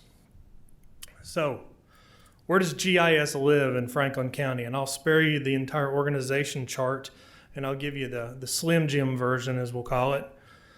Like you all, we're ultimately accountable to the citizens of Franklin County, and then to you as a board, and then to Mr. Whitlow as a county administrator, and then I am a direct report to Mr. Sandy as a GIS coordinator. So that slims it down to our reporting structure immediately. So some folks say, isn't GIS just IT? And when I say no, they say, how is it not? And what I will tell you is that IT and GIS are more like siblings than cousins, and certainly more like siblings than parent-child. There are a lot of things that we do that overlap, but there are other things that we do that they don't and things that they do that we don't. There is, however, a tremendous amount of overlap. We share a lot of the same DNA. We share a lot of the same functions. So sometimes we look a lot alike. And in some organizations, you might find that the GIS function exists within the technology department or an IT department. Here, we're very fortunate to have it where it is, because I believe strongly that GIS works best and serves the county and its people the best when it's a direct report to county administration. So I'm glad we are where we are. So what do we utilize and what do we manage? Well, we utilize multiple software platforms, not just GIS software, but Adobe Illustrator, Adobe Photoshop, Premiere, all kinds of things. We also manage the county's aerial photography system. We are heavily involved with PCs, servers, and some of the IT infrastructure. We help manage our resources. We build, we facilitate websites and web applications. We are dependent on our workflows and our methodologies, which are pretty unique to the GIS world. And we develop and we manage working relationships. Some of those relationships are right here. And we also manage massive data sets and databases. So we're doing a lot of things. So the role of the GIS office, above the surface, what the public sees and most staff see and think of are things like ad hoc map requests. Several of you have come to me over the years and have asked for maps, paper maps, and that's great. I am an old school pen and ink cartographer by trade and by training. I cut my teeth making road maps that you used to buy in a gas station. That's where I got my start. So I love me some maps. Online GIS viewers. Most folks here say, well, I'm on the GIS all the time, because in their mind, the GIS is that web viewer. And I'm fine with that because it's a great representation. But as the illustration suggests, it is the tip of an iceberg. We also manage, and people see our aerial photography program. But what's under the surface and what goes on behind the scenes is our data maintenance duties, our complex infrastructure, our support of other county solutions like EnerGov, like 911's Southern Software Computer-Aided Dispatch System, and others. Our direct public interactions. We're on the phone and at the counter with the public constantly. Our service to first responders. We work very closely with the Sheriff's Office and with the Department of Public Safety. Our problem-solving capabilities, which we'll mention a little bit later, and our enterprise perspective. And what I mean by an enterprise perspective is that a lot of our departments necessarily have to work in something of a silo. We have the perspective of being able to step back and see how those different departments interact. And sometimes that gives us a great perspective to help solve some problems. So, what we have to be and do in the GIS world, we've got to be cartographers, map makers. We've got to be database managers, server managers. We have to be instructors. People call us all the time asking us how to use our stuff. We have to be software experts. We have to interpret plats. We have to be web designers. We have to resolve complex spatial problems. We have to be data analysts. We have to be subject matter experts. We have to be responders. Sometimes we show up on scenes. We are public servants, and we are integration experts. We are graphic artists. Sometimes we have to be public information officers. We're FAA licensed drone pilots. And sometimes we're the county's 411, because a lot of times when people don't know who to call or they don't know who to ask, they'll call us, and we'll put them in the right direction and more. So, another quote for you. At the end of the day, local government GIS is all about people. The best GIS plan in the world will not launch a successful GIS. That takes people. That's a quote from Roger Tomlinson. Dr. Tomlinson is largely considered to be the father of GIS. He worked for the Canadian Geologic Survey many years ago, and he's the first one to pilot the development or the assembly of different software solutions that became the first GIS. My previous organization won a Special Achievement GIS Award from the International GIS Conference, and I had an opportunity to meet Dr. Tomlin about 6 months before he died. And it was a great moment for me because not many people get to meet the person that invented their career. So who are the GIS people here, and what qualifies someone to do GIS? Well, we have Corey Lunsford. Corey has a BA from Virginia Tech in geography. He has about 17 years of professional experience, and he's been here with Franklin County for almost 10 years. Again, I'm Eric Schmidt. I have a bachelor's degree from the University of Tennessee, a master's degree in geography from Appalachian State. I have 33 years of professional experience. I hold professional licensure. I'm a licensed GIS surveyor in the state of South Carolina. I hold professional certification. I'm a certified GISP. And I participate in professional development leadership across the Commonwealth of Virginia. I'm the past president of VAMLIS, which is the state's professional GIS organization. These are the two people that you've got working for you in the GIS department. We bring a lot of experience and a lot of professionalism to the table. And I'm not trying to pat myself on the back, but one of the things that I'm charged to do as the leader of this group is to advocate. And y'all need to know who you have working for you. We're proud to be here. We love what we do. So, how and where does GIS serve? Well, GIS serves the strategic goals of the Franklin County Board of Supervisors. Let's talk about that. Well-planned growth. Well, we work with the Planning and Zoning Department when they will be very heavily involved with all the new planning, with all the new comp plan updates, with the village plans and everything. Looking forward to it. Already been involved with some of it and having a good time with it. We run analysis like this. This is basically kind of a sales by price across the Westlake area. Conserving and promoting natural assets. If you go out to Wade Park and you see their pretty trails map, we worked very hard with Matt Ross, specifically from Parks and Recreation, to promote the use of the park out there. It's a great asset, and we're happy to work with them. Parks and Recreation's been a great partner for us on a lot of things. The Westlake Trail, working on that as well. Strategic economic development, very involved with the broadband initiative with Steve. He's working really hard on that. We're right there with him lockstep. We were on the phone today with Chantel and DHCD and really enjoy working on that. Things like solar suitability and other types of spatial analysis so that you all can make more informed decisions. Enhanced educational opportunities. Right now I'm working with Dr. Delia Heck to arrange yet another internship opportunity. We've had several interns through Ferrum, some of whom have become full-time employees, not for me, unfortunately, but they've moved on to other positions within the county. It's been a great pipeline for us. GIS is also fully involved with STEM, so we're looking at developing better relationships with the high school to support their education for STEM. Dynamic community safety. That's a call distribution map. We provided that information for Billy for his presentations. You'll also notice here, this is the state's 911, next-gen 911 deployment status. You'll notice that Franklin County down there is a beautiful shade of blue for being 100% completely deployed. We're very proud of that. Responsible government operations. We've been working with Jeff on tracking, better tracking of his green box assets. And we've been working with Steve and Brandy and IT on tracking the county's in-the-ground fiber assets. We do not have an asset management program for Franklin County, so we are, in a sense, the de facto asset management department for the county in that regard. We also do so through our own strategic planning.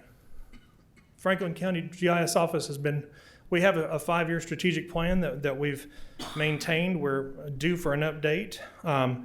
We take that very seriously. We align our strategic plan and our goals with yours. We also participate in continuing education and professional development. I had the opportunity to go out and present what we're doing here in Franklin County and San Diego this summer to folks there weren't this many people in my session, but at that conference there were 22,000 people from 200 different countries.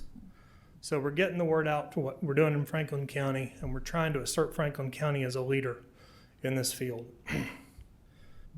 So more ways. Some of these are a little more familiar. Hopefully all of you have seen this page. If you haven't, get with me and we'll go for a guided tour. It's really cool. We also do parcel edits and 911 addressing. And I want to mention something about the parcel edits. For a while, the parcel editing process, the updating was taking a while. So Steve and I got together with Margaret and with Teresa Brown, and we all sat around the table. We lined out what everybody's processes were and where they may not be jiving, and everybody came together, identified stop points. Then everybody else took a deep breath. We all made certain concessions, certain agreements, and now a process that used to take 3 to 6 months for an update to show up online can now take as little as a week. And that's a great process improvement. And it's a great feather in the cap for Franklin County across the Commonwealth. We obviously still support 911 ongoing, even now that NG 911 is up. Broadband again. Again, we support DPS and emergency management. On paper, I'm listed as the planning section chief for the county's emergency management should we ever deploy. Parks and Recreation, again, we have nothing to do with the River of Lights. I just love this program and I love that picture. So, and then of course, general properties. We work closely with Brandy trying to track all the county's facilities, where they are, and then we're going to integrate that more deeply into a program that I'll mention here in a second. Sheriff's Office operations, we support them as well. And what I'd like to do for just a second is I'd like to share with you an interesting success story from the Sheriff's Office. There was a fugitive on the run here in Franklin County recently.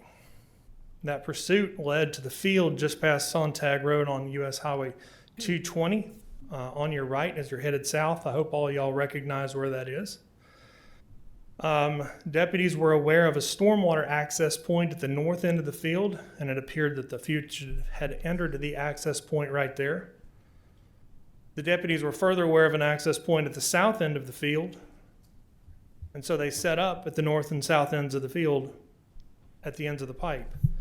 But then they were thinking quickly. They decided to look over the field with their Eagle View Connect app just to be sure. And they were made aware that there was a third access point that had previously gone undetected. With this, they were able to secure all access points and make an arrest of a wanted fugitive. And talk about your dynamic community safety. Now, picture that they did all of this at 1 in the morning. So, 1 in the morning, you don't have that daylight and that pretty picture. But you do have this, and you may not be able to see this from where you're sitting, but this is basically that picture on my phone, and it's a dynamic picture. And I can change it, and I can look at it. That's what they were using on scene. And my hat's off to them for using the resources that are made available to them, because at night, you need daytime eyes to be able to see what's going on.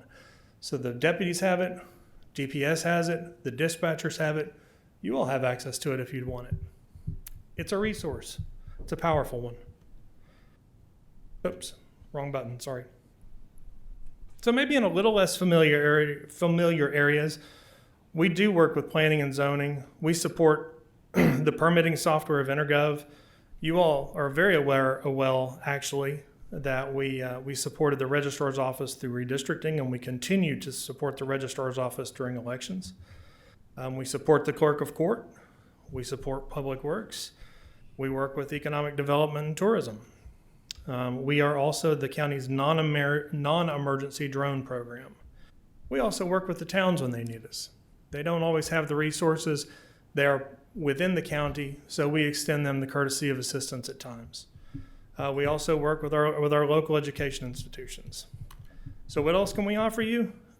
And I'm talking to y'all. What else can we offer you? We can offer you access to data. We can offer you access to analysis, access to survey tools. This is a little sign-up sheet for our picnic that we just recently had for the department, our little cookout. Access to aerial imagery, access to applications, both with Web App Builder and ArcGIS server. Access to trackers. We use trackers for the bicycle race, the USAC bicycle race. We put trackers on the deputies at the front and the back of the bike groups. So back at the end, at the command post, you could always tell where the bike pack was on the dynamically updating map. It was really, really useful, real helpful. And there are a number of solutions that we can apply. The county has already made this investment. We just need to utilize it.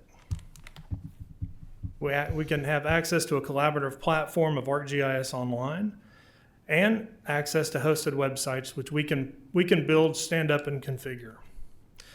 So the GIS office offers you access to a robust enterprise of creative and powerful resources. Not just y'all, but county staff, and in some limited capacities, the public. So where are we headed next? Wider adoption of GIS. All these things that you see on your screen. The cloud, processes, social media, digital engineering, Earth observation, 3D, Internet of Things. That's all in our world. GIS is also going virtual. This is a big one we talked about before. This is ArcGIS Indoors, which is one of the larger projects that we'll be undertaking in the calendar year of 24. This is GIS for indoors. This is where we talk about taking GIS into schools, into county buildings like this, to provide access to dispatch and to Brandy and to county admin into the actual individual resources in buildings.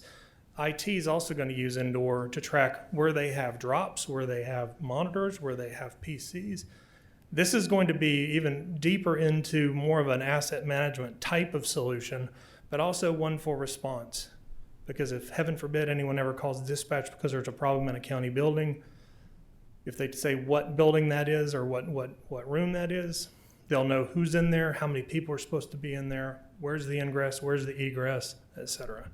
It's going to be a very powerful tool. It's going to be a heavy lift, and it's going to take a cooperative effort on the part of everybody involved.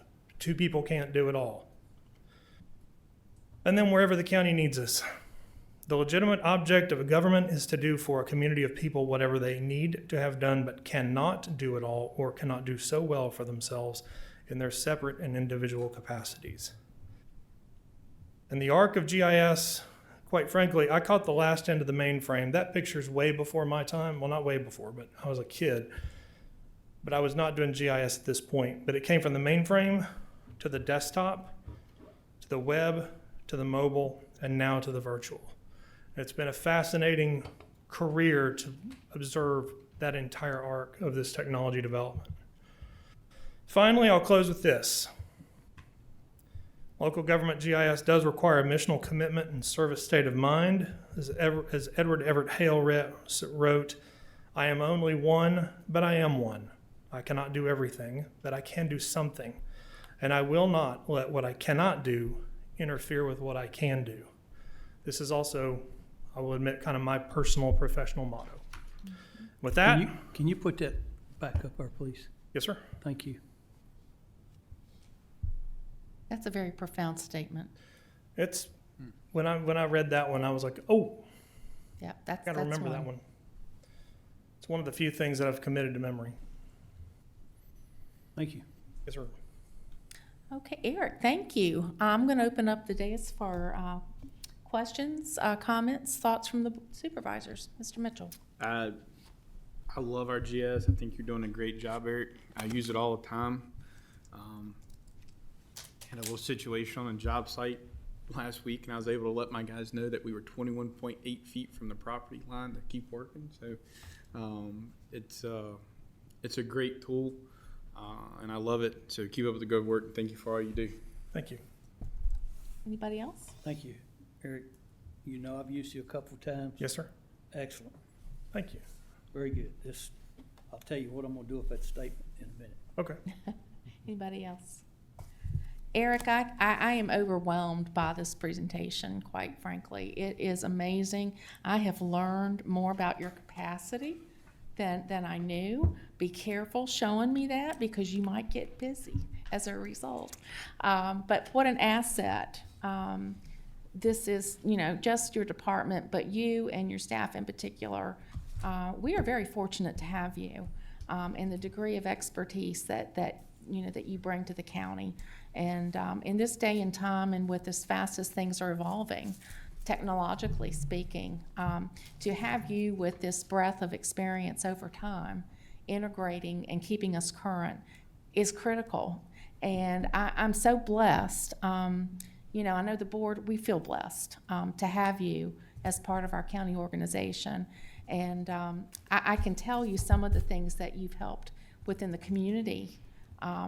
high accolades, very complimentary of the skills and expertise and really the receptiveness of wanting to help our community. And so that goes a very long way, and we appreciate that very much. Thank you, ma'am. Anything else? Okay. Thank you, Eric. Thank you all. Okay, gentlemen, we are running just a little bit behind. We are scheduled to move to B75, I believe, for our work sessions. We'll take this 5-minute transition time. I'm going to open the work session. We have Mr. Carter here to discuss our FY23 carryover. If you, Mr. Whitlow? What? Mike acted like it was gonna be him. Scared me. Oh, that Mr. Carter. Yeah, it's my That Mr. Carter. my cousin. Okay, Mr. Carter, go ahead. Say him or me. So, Mr. Whitlow, do you have any opening remarks? This is of course, annually, as you all know, from previous budget years, the FY 22-23 budget year, we do typically have a surplus in carryover. Good news is we land the budget in the black, and we have done so. You're going to see some challenging news regarding the expenditures and how we've been able to do that. I'm glad to say we landed in the black this year, significantly so. Brian's going to go through this with you as to tell you why. Now, what does that mean with those dollars? Those dollars then can be appropriated for one-time expenditures. It's not ongoing revenue. Of course, these are one-time expenditures that help us on the capital budget. We've done some stuff in the past, Madam Vice Chair and so forth. Last year, we were not able to do so because we were actually balancing that previous year's budget, if you all recall, from the carryover. We were banking on that. This year, we have some carryover that we can do some things. We've sent requests out to the county departments. We will be handing those out to the board members to review those. We have some recommendations from those. So there's some introductory remarks, and Mr. Carter can certainly walk the board through where we are with the carryover. We're not necessarily looking today for the board to make any decisions, just some guide back and feedback for us. We will formally come back to you all in November and December to ask you all to appropriate those one-time carryovers. Okay, thank you, Mr. Whitlow. Yes. Mr. Brian Carter. If it must. So what we have, we'll have handouts for you on the presentation and the detail. But for high-level overview, so we did in the year, projected, of course, still waiting on the final audit, but at about $2.2 million in an operating surplus. We feel very confident in that number. One of the things that we want to point out is $1.8 million of that is interest earnings over budget because the Federal Reserve rose interest rates so rapidly. Really no locality projected that. So if you really boil it down, we had a surplus of $400,000 or less than 0.4 of 1% of our annual budget. So that's about as tight as you're going to get landing the plane, as Mr. Whitlow said. So we were happy for that. We always take it in the black, but I think we're to the point of we're about squeezing every dollar out of this budget we can get out of it. And so, but we'll take it. So what we thought, we sent out the request to the departments, asked for your carryover requests. We received almost $1.4 million in total requests from our departments. Various items. Of course, carryover, we always emphasize one time. It cannot be a recurring request. It cannot be positions. It cannot be contracts that are recurring annual requirements. And so what we're looking at and recommending the board consider is that of that $2.2 million, since we know $1.8 million was really the savings from interest, is to break that down into several major categories. So we're looking at putting aside some reserves for major equipment, and of course, as Mr. Whitlow said, depending on board feedback, we'll break that detail down further for you. But $500,000 for major equipment replacement. We have major equipment needs at the landfill. We all know about the fire EMS needs. Looking at about $600,000 for investment in infrastructure, water and sewer, leveraging dollars with the water authority for broadband that we need for local match for our body grants. For facilities maintenance of $650,000, we have several needs there, and a lot of that detail will be on the department list. And to continue the $50,000 for the volunteer fire EMS grant program. So the board approved that last year. We went through an application process. So this would be to supplement a little more funding for that program. And then ultimately, that 400,000 that we really had in surplus is to look at the department requests. And there were several. So for what we want to do, is get your feedback on that. Is the idea of the surplus and those major categories something we're going to have a presentation in the detail? And then if you're okay with that, I'd like to walk you through some of the detail, answer any questions we can today, and then of course we can come back at a future meeting for any final. But basically, what we're looking at, we have to be careful of that 1% appropriation. Y'all hear me say that all the time. So because we're going to do the full 2.2 billion at one time, but as we're looking at surplus, we can break it down into some of those categorical items, and then maybe look at the reserves later as we split up those two meetings and appropriate that way, so we don't have to hold a public hearing on any of that. But the options on that, as far as that, is board feedback, and then we're going to get to next steps from there. So everybody, so if you have this form, this is really the $400,000 in request. Everybody have that? Okay. And so, and this is, I want to be sure everybody, this is the unfiltered request. And so the department submitted, and we provided this. So if you see comments on your justification, this is exactly what the department's provided. So what we did, we asked departments, we did this last year, we continued it this year, provide your request and prioritize it for us. So obviously we're not going to fund every request. So what are your priorities? So if you see on the left side the priority in the tan box, that's the priority provided from the departments. And then there's the requested amount, and then there's the justification. And then what you'll have is, because I know we've had questions in the past where it says remaining balance, that second column from the far right, that was their budgetary savings, if there were any, overrun it can combine for the entire department.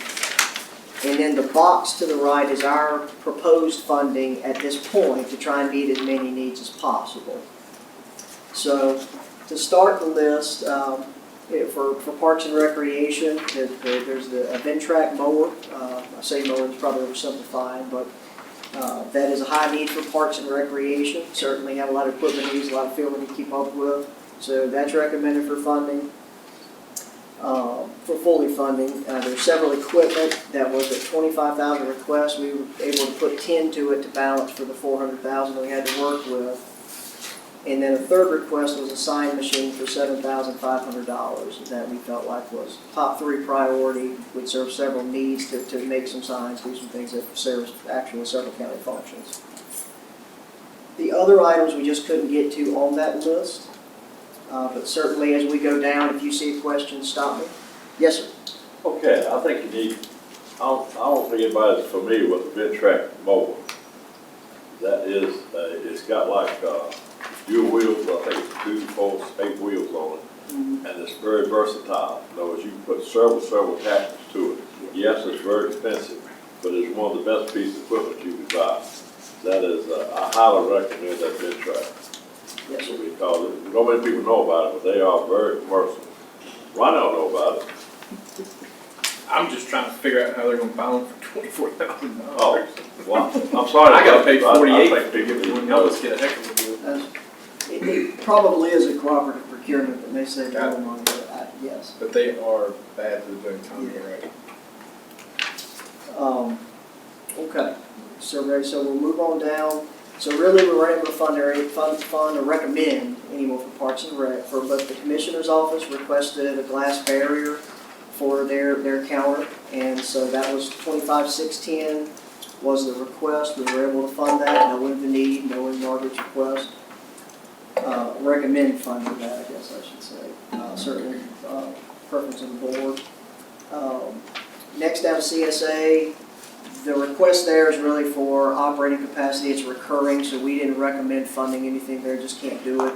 Part-time or temporary, it's still a recurring need. We do have a need. I want the board to think so, but being consistent with our methodology, it's just not something we've recommended funding for some staffing for one-time money.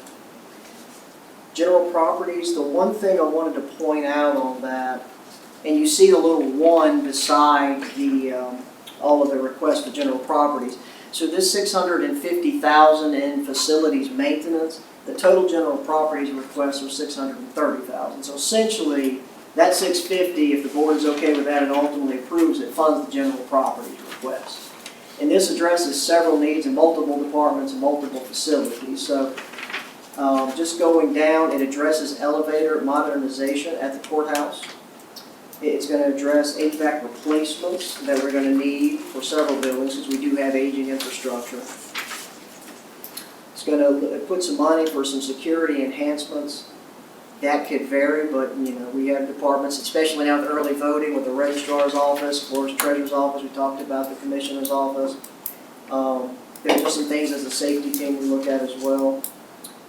$20,000 for animal shelter. This is actually to restore funding. Brandy already paid for this out of her budget, but this would be to restore funding for an unplanned expenditure for the animal shelter. And then $60,000 for jail repairs. And we know it's an aging facility, and Brandy's going through a study now for the jail facilities, renovations, but these are some high priority repairs. So you can see there are several departments that are, even those general properties requests, it's really helping several county departments. And then the final one was $100,000 for cannery upgrades. And so this would address both for the Callaway and Glade Hill canneries. And so all of those are recommended for funding out of that $650,000 facilities maintenance. All right. I'll pause there since that was a lot of money. Yeah, we just put Brandy up there. We should have done that. Comments, or you just pause? If there are any comments for any of them up to this point, if not, I'll proceed till we get to the. I approve everything on the list except for the ground for new bookmobile. There's nothing wrong with what we got. What we've been, well, on the bookmobile, we didn't recommend funding on the bookmobile. I think that was for the program. But you're right, that's been part of the CIP. As we get to that, let me make sure I did it right, Ron. So the plan will include a new bookmobile to continue our goal of bridging the gap. That was the, I thought that was the second request. The first one, I think, was. So this one, there isn't a recommended funding for that. They asked for that, but They asked not for it. recommended. Yeah, sorry, yeah, We recommended the first one. the first one. for Part of the it. semester program. Very good. All right, sorry. Yeah, so GIS, we just had a wonderful presentation by Eric on that. We were able to put, he'd asked for $40,000 for some enhancements, basically some technical support in essence, some contracted work, and so we were able to put $15,000 to that. Some of these was right out of money. And so the other items, we think we could probably work through either an operating budget or some other item. Yes, sir. Can I ask a question? So, without a doubt, put that security glass in for her office. Why didn't the treasurer's office ask for it? Can I say something? They have some security up. They have a glass between them. and the Is it- taxpayers. It doesn't go to the ceiling, but it covers the top of the counter. But it will protect, I mean, like, I'm assuming what you're wanting is it bulletproof, or? I want a barrier to keep the taxpayers from coming across the counter. and Yeah. getting it. I do too, because I've been in there when they've been hateful, and y'all deserve to have something. And the treasurer's office has that. Is it bulletproof? No. So you want something similar to what they have? I want something to give me a shield. Okay. I was just curious. Whatever you want, I'll vote for, because I've been in there and they do get very unruly. I deserve to have that protection. All right, so flipping over to the next page for information technology. Couple Before of we requests. go further, Yes, sir. this note on number 2 concerning GIS, Yes. I mean, it's $500. They need to be able to test what they're developing or fixing. I mean, for $500, it looks like that's something they really should probably have. $500 in the scheme of things is not a whole lot of money. I mean, I think ultimately, my feeling is that $500, they can find it at departmental savings in this current year. We didn't want it lumped into the area. So I agree it's a need. I think for something that small, it's probably something that could be funded. Existing. Brian, as a matter of clarity, just from my understanding, all of the things that are rated for priority number 1, are those additive? Does that get us to the 400K? Or what gets us to the 400K? Yeah. Basically, what we have recommended here, other than Brandy's funding at the 650, and the 50,000 for the volunteer grant, volunteer fire and rescue program gets us to the 400. All of the priority ones? Well, all of the things we're recommending for funding. There are some twos, but mostly it's the ones. Yeah. Yeah, I just perused it, I missed it too. Yeah, I just kind of figured that out. Yeah. I guess I'm the big dummy. No, I'm good. So, and as we look through, that was the methodology. We tried to find everybody's first priority as best we could, then we moved down the list. So for the most part, I think we accomplished that, at least in some measure. All right, so with GIS, we'll go to the next page for IT. And so the far right column is the recommended funding. So for IT, they had 2 requests. This is one we were able, or thought we recommended funding both. One is software maintenance. You know, we have to put our budget in before a lot of those renewals come through. A lot came a little bit higher, so they were requesting $34,000 to help pay for those increased software recurring costs. And then $16,000 for the folder sealer. All of the checks we print, the thousands of checks we print in a year, that's to the point of needing to be replaced. So we thought that was a fairly high priority to be able to continue that. All right, for the library, this gets to Mr. Mitchell's comment. So the first request was for additional programming, and so the way that it's laid out is for STEM technology. It looks like this is more planning in essence, or they're starting to expand. And so the request was for $20,000. We could fund $10,000 in the $400,000 allotment that we were looking at. And for the number 2 request, you're right. We have been incorporating some funding into the CIP process for a bookmobile replacement to build it in slowly. So we didn't fund that here since we already have another mechanism we're trying to build towards that. We stuck with the program. It'll cost $1 million to buy a new one by the time you'll buy By one. the time we get there, it Like fire truck. It's all time. I love fire truck. So for planning, the request was to help supplement funds from insurance reimbursement for a vehicle. I still don't know that we'll be able to get there, but the $15,000 request, we're able to recommend $10,000. So any insurance money from that? It was insurance. The original request or recommendation said $18,000. I think I saw some emails today. We didn't think it was that high. It's more about $5,000, $4,000, $5,000. Yeah. So they're still going to need some money to get to a vehicle, but they have, from what I understand, they can still do their jobs. They have a spare at some point in there. So, and we have a pool fleet, so we're going to try and build some money in. It just may not be the vehicle they ultimately wanted to purchase.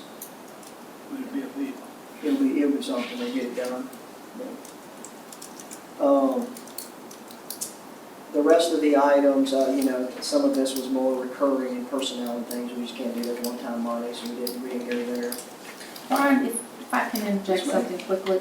On, to be able to pay between 3 to 5% for certifications and planning, I know they're having a heck of a time getting employees and getting qualified employees.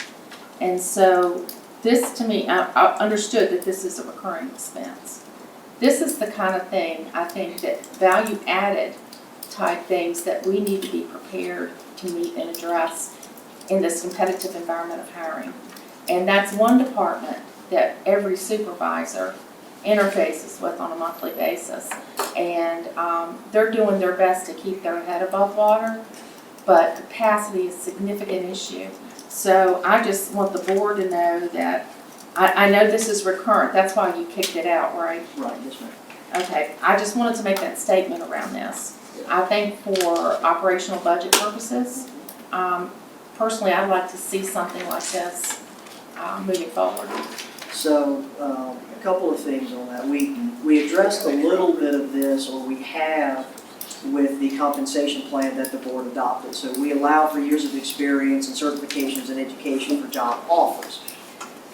So I think from a staff perspective, this is a very dire need across several departments, because if you're creating value to the county through certifications or trainings, then there needs to be a compensation factor. Correct.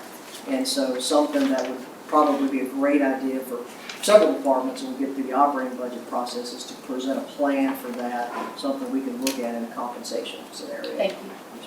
Is the county in this policy that you're trying to get together, are you putting a clause in there that if they got to give us certain amount of time for that money? A lot for that, for the cost of that, like the sheriff's department is 3 years prorated if they leave before it's paid back. Depends on, some departments already have that. Depending on sheriff's office, public safety has a similar scenario for the training that's invested in those. So I would say ultimately, if we went more broad full adoption of some sort of product like that, then yes, sir, we would want some scenario of you work this long to compensate, or you pay us back what the county's invested. I think that's very reasonable. Good deal. So public safety, next up was the bottom of the page. So we did put a priority here because we didn't feel like the department needed to really take that spot. This is the volunteer grant program, something the board approved last year, so to continue that. Yes, sir. Can I just make a quick comment about that? Okay. That has been wonderful. And then if y'all remember, we voted to give the Fire Association approval to use the rest of the money for training. We were able to do a Firefighter 1 class, which Rocky Mountain paid for most of that, but then we did a Firefighter 2 class. And 100% pass rate. We were able to do that with those leftover funds. I just want to thank the board for that. We were able to put, I think, a half a dozen firefighters with Firefighter 2 qualification. It was more than that, actually, wasn't it? One of our members at Rocky Mountain has basically started heading up Firefighter 1 and Firefighter 2 classes through Rocky Mountain Fire Department. And I just want to thank the board for that, because that helps promote those individuals within the companies to become officers. Sure. And I really appreciate that. It's a great, well-spent $50,000. Thank y'all. Thank you, And so that one and so you see a number 2 beside that. Well, that's because that's not part of 400,000. That was, if you remember that separate list, that's broken out separately here. So the 400 is considered all the other requests. So that's why you see a number 2 there. It was separate. So public safety's request, based on their ranked priority, the first is the burn building, and basically doing some renovation, repair work, restoration, I guess you would say there. How do you burn thermal panels in a burn building to the tune of $42,000? Well, that was Ms. Ferguson. It's very expensive. It's just burned over years. You have to have an inspection every 5 years with the state. And some of those panels are like $800 and $900 Yeah, evidently. a piece to replace in there. So I can give an exact figure if you would be Curious. Yeah. That's one of them. How old is the building? That building's probably about 12 years old, I would say. If you guys haven't been there, you should go check it out. It's pretty cool. I've been up there. It's a pretty cool place. That thing gets hot. It gets hot. Evidently, we got a little too hot. I would say. Are they burning tires? I need to burn a little cooler. Well, we gotta give the new firefighter the real experience of what it's like. Initiation. A little initiation. Yeah. I guess their helmet's black. You know. Right, Bill? Yeah, absolutely. So that was the first priority. The second priority that we're recommending is for the radio system. And so we have, of course, a shared agreement with the Long Valley radio system. And so there's a payment for the stakeholder of us as a stakeholder in that. It'll be $83,400. And so since we have one-time money that's not recurring, that I understood it. So we were recommending funding that to continue to be partners in the emergency radio system. And I'd like to, not right now, but I'd like to have some more detail on that. Sure. Absolutely.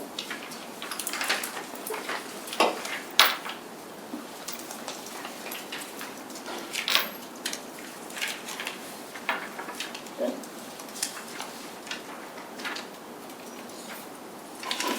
All right, so on the next page, we get Public Works. They have 3 requests.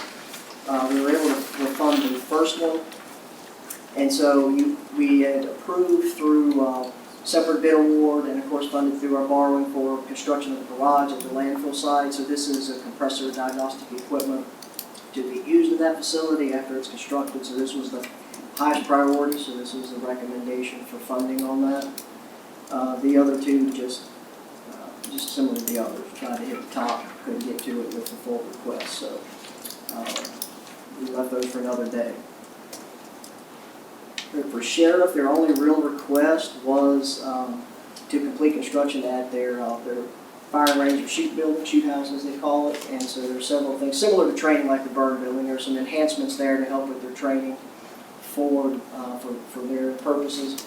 And so that request was $47,500. As you can see, the sheriff's office had the savings, so we recommended that for them. Brian, if I may interject, are some of these items that are on here on the CIP? Some of them, say like the Ventrac, there are equipment like that on the CIP. Okay.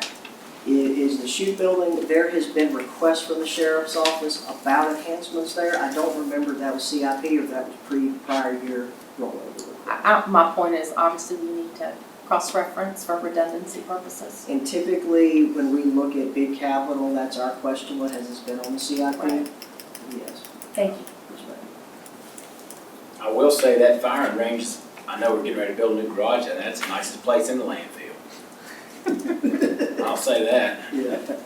And I saw this other request for, whether we buy a new storage building or not, that old building going to the landfill needs to go. It looks dumpy. It looks terrible. And like I say, that shooting building, the nicest building in there. And some of the others probably get that insurance.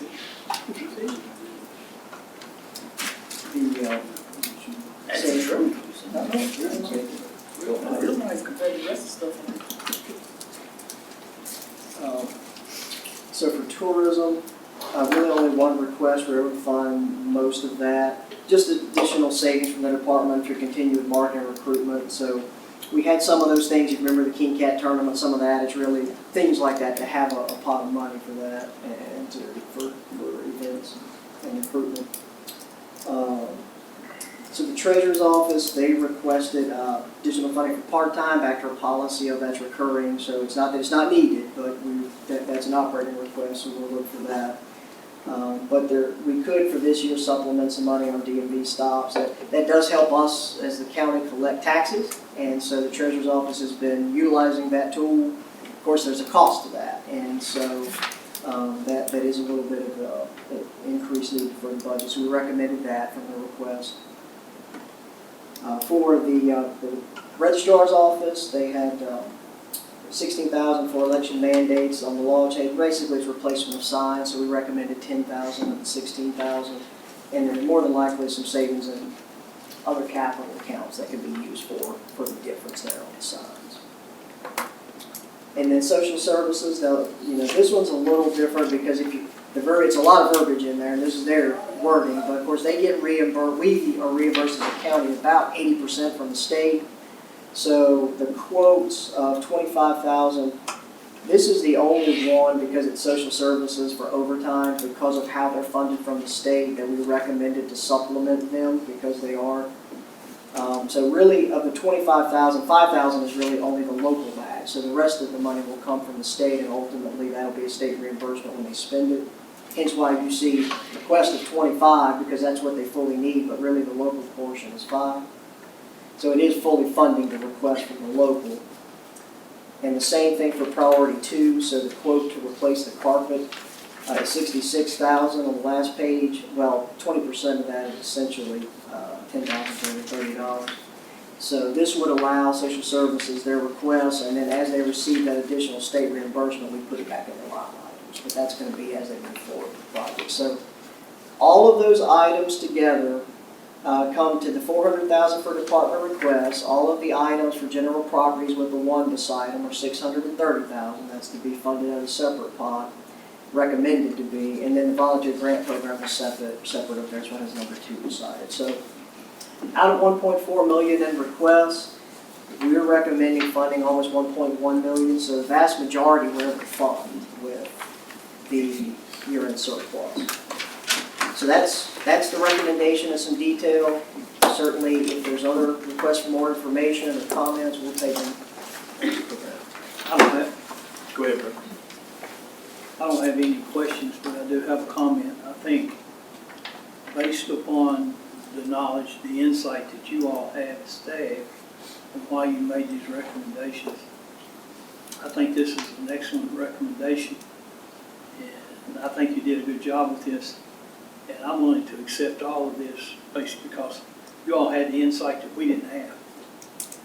And I think this, I don't like to micromanage. I think y'all are doing your job as you're getting paid. And these recommendations are good. I think you've done your research and everything. I like what you proposed. Mr. Mitchell? Yeah, took the words right out of my mouth.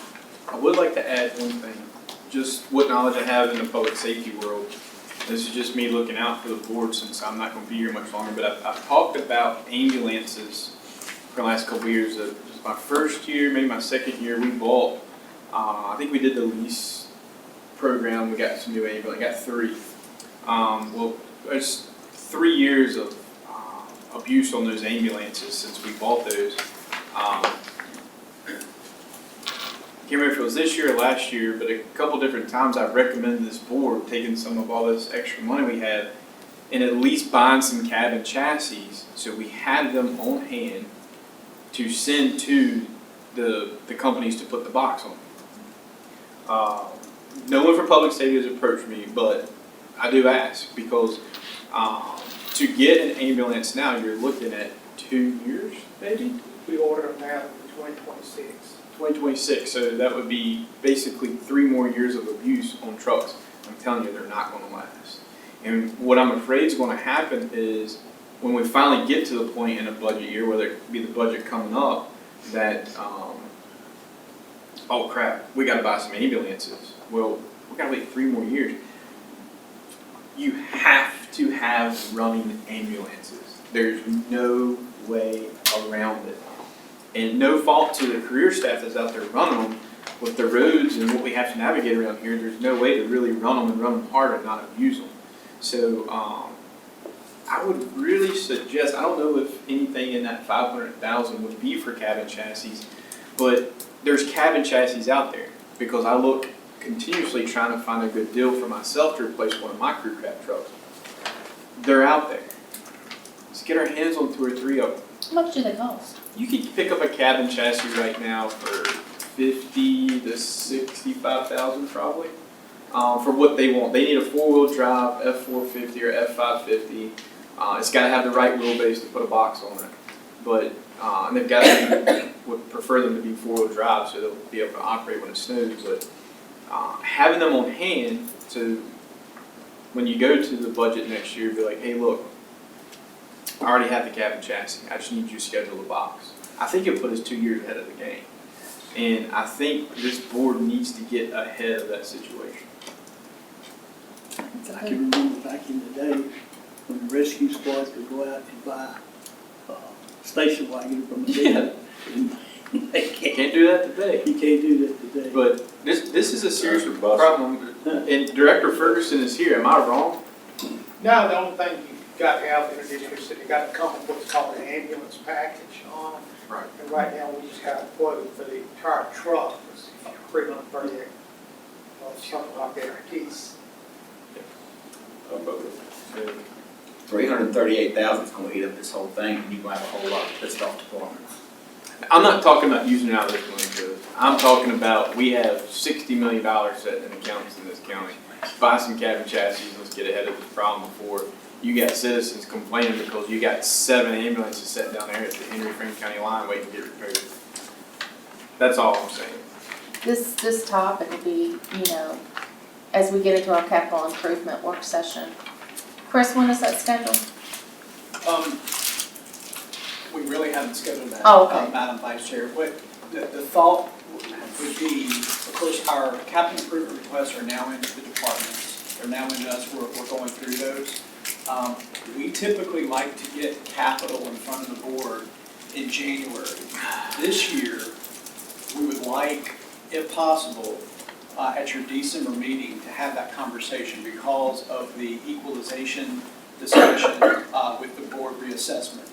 It is going to be a very compressed budget schedule this year. It is every year, but when we went to twice-year tax collections, and Margaret and I just talked about this the other day, Margaret, when tax tickets go out, she has to have that tax rate adopted in order for us for June 5th collections the first week of April.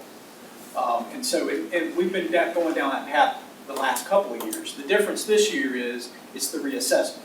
So we know there will be a lot of pressure, to make sure that happens. So to answer your question, I was thinking that at least the December board meeting or sometime in December to have that initial capital discussion. I know we're going to have others in a more detailed work session. Yeah, with respect to what Ronnie just brought up. Yes. It'd be great, Chief Ferguson, I don't know if you want to make that part of your CIP request. I guess staff's already given you their CIP request. They haven't. We haven't as a team reviewed them and put it all out yet. But I think they're I am layperson to this stuff, but if Chief Ferguson and Ronnie and those that are in the know think that that's a good recommendation for us to consider, then And that specific issue is one reason why you see that major equipment replacement, landfill, fire, EMS, because we know from the compactor standpoint, we were not expecting that compactor to go out on us. Fortunately, we borrowed enough money with the landfill expansion to rebuild that compactor. By the way, if you want to see that rebuilt compactor, it looks pretty sweet. It was delivered Friday. Because there's our public works director. So if you want to have a picture with the new compactor before it gets all the mud on it, see Jeff. And that's what $450,000 looks like. But my point being there is, we know we have those capital equipment needs. To Mr. Ronnie Mitchell's point, we know the chassis are getting more expensive, as you had indicated. That's why we feel strongly about a major capital equipment replacement. While we have some savings here, we need to be putting this money towards some of this. And very similar for our infrastructure, water, broadband, and then the facilities maintenance, of course. Yeah, so that's kind of the recommendation today. So Ronnie, thank you for your suggestion. I like that kind of out-of-the-box thinking with these very high CIP items. So that is duly noted for that. I'm actually looking, just browsing for cabin chassis right now. Brian, what else do you have? What Brian, oh, I'm sorry, Mr. Thompson. Do we have a facility to store this stuff In terms of cabin These chassis, chassis. they sit outside. They sit outside on the dealer lots. They won't hurt them a bit. But, if we're gonna do that, and I like the idea, I'm not against it. But do we have property, enough room back here out of the floodplain, to build a shed or something to store this stuff in? be very limited on space. I know Brandy's here, and I want to put her on the spot. And it's interesting, Mr. Thompson, Brandy and I recently have had this discussion regarding, those space needs. Currently, as an example, the mobile command center for public safety, sheriff's office, and so forth, we do not have a current facility to house those pieces of equipment in per se. Do we have property in the county that we could likely find space outside? Likely so. It may not be on this property, maybe some other properties, but in terms of actual facility, probably not large enough to do that. But we'll investigate maybe.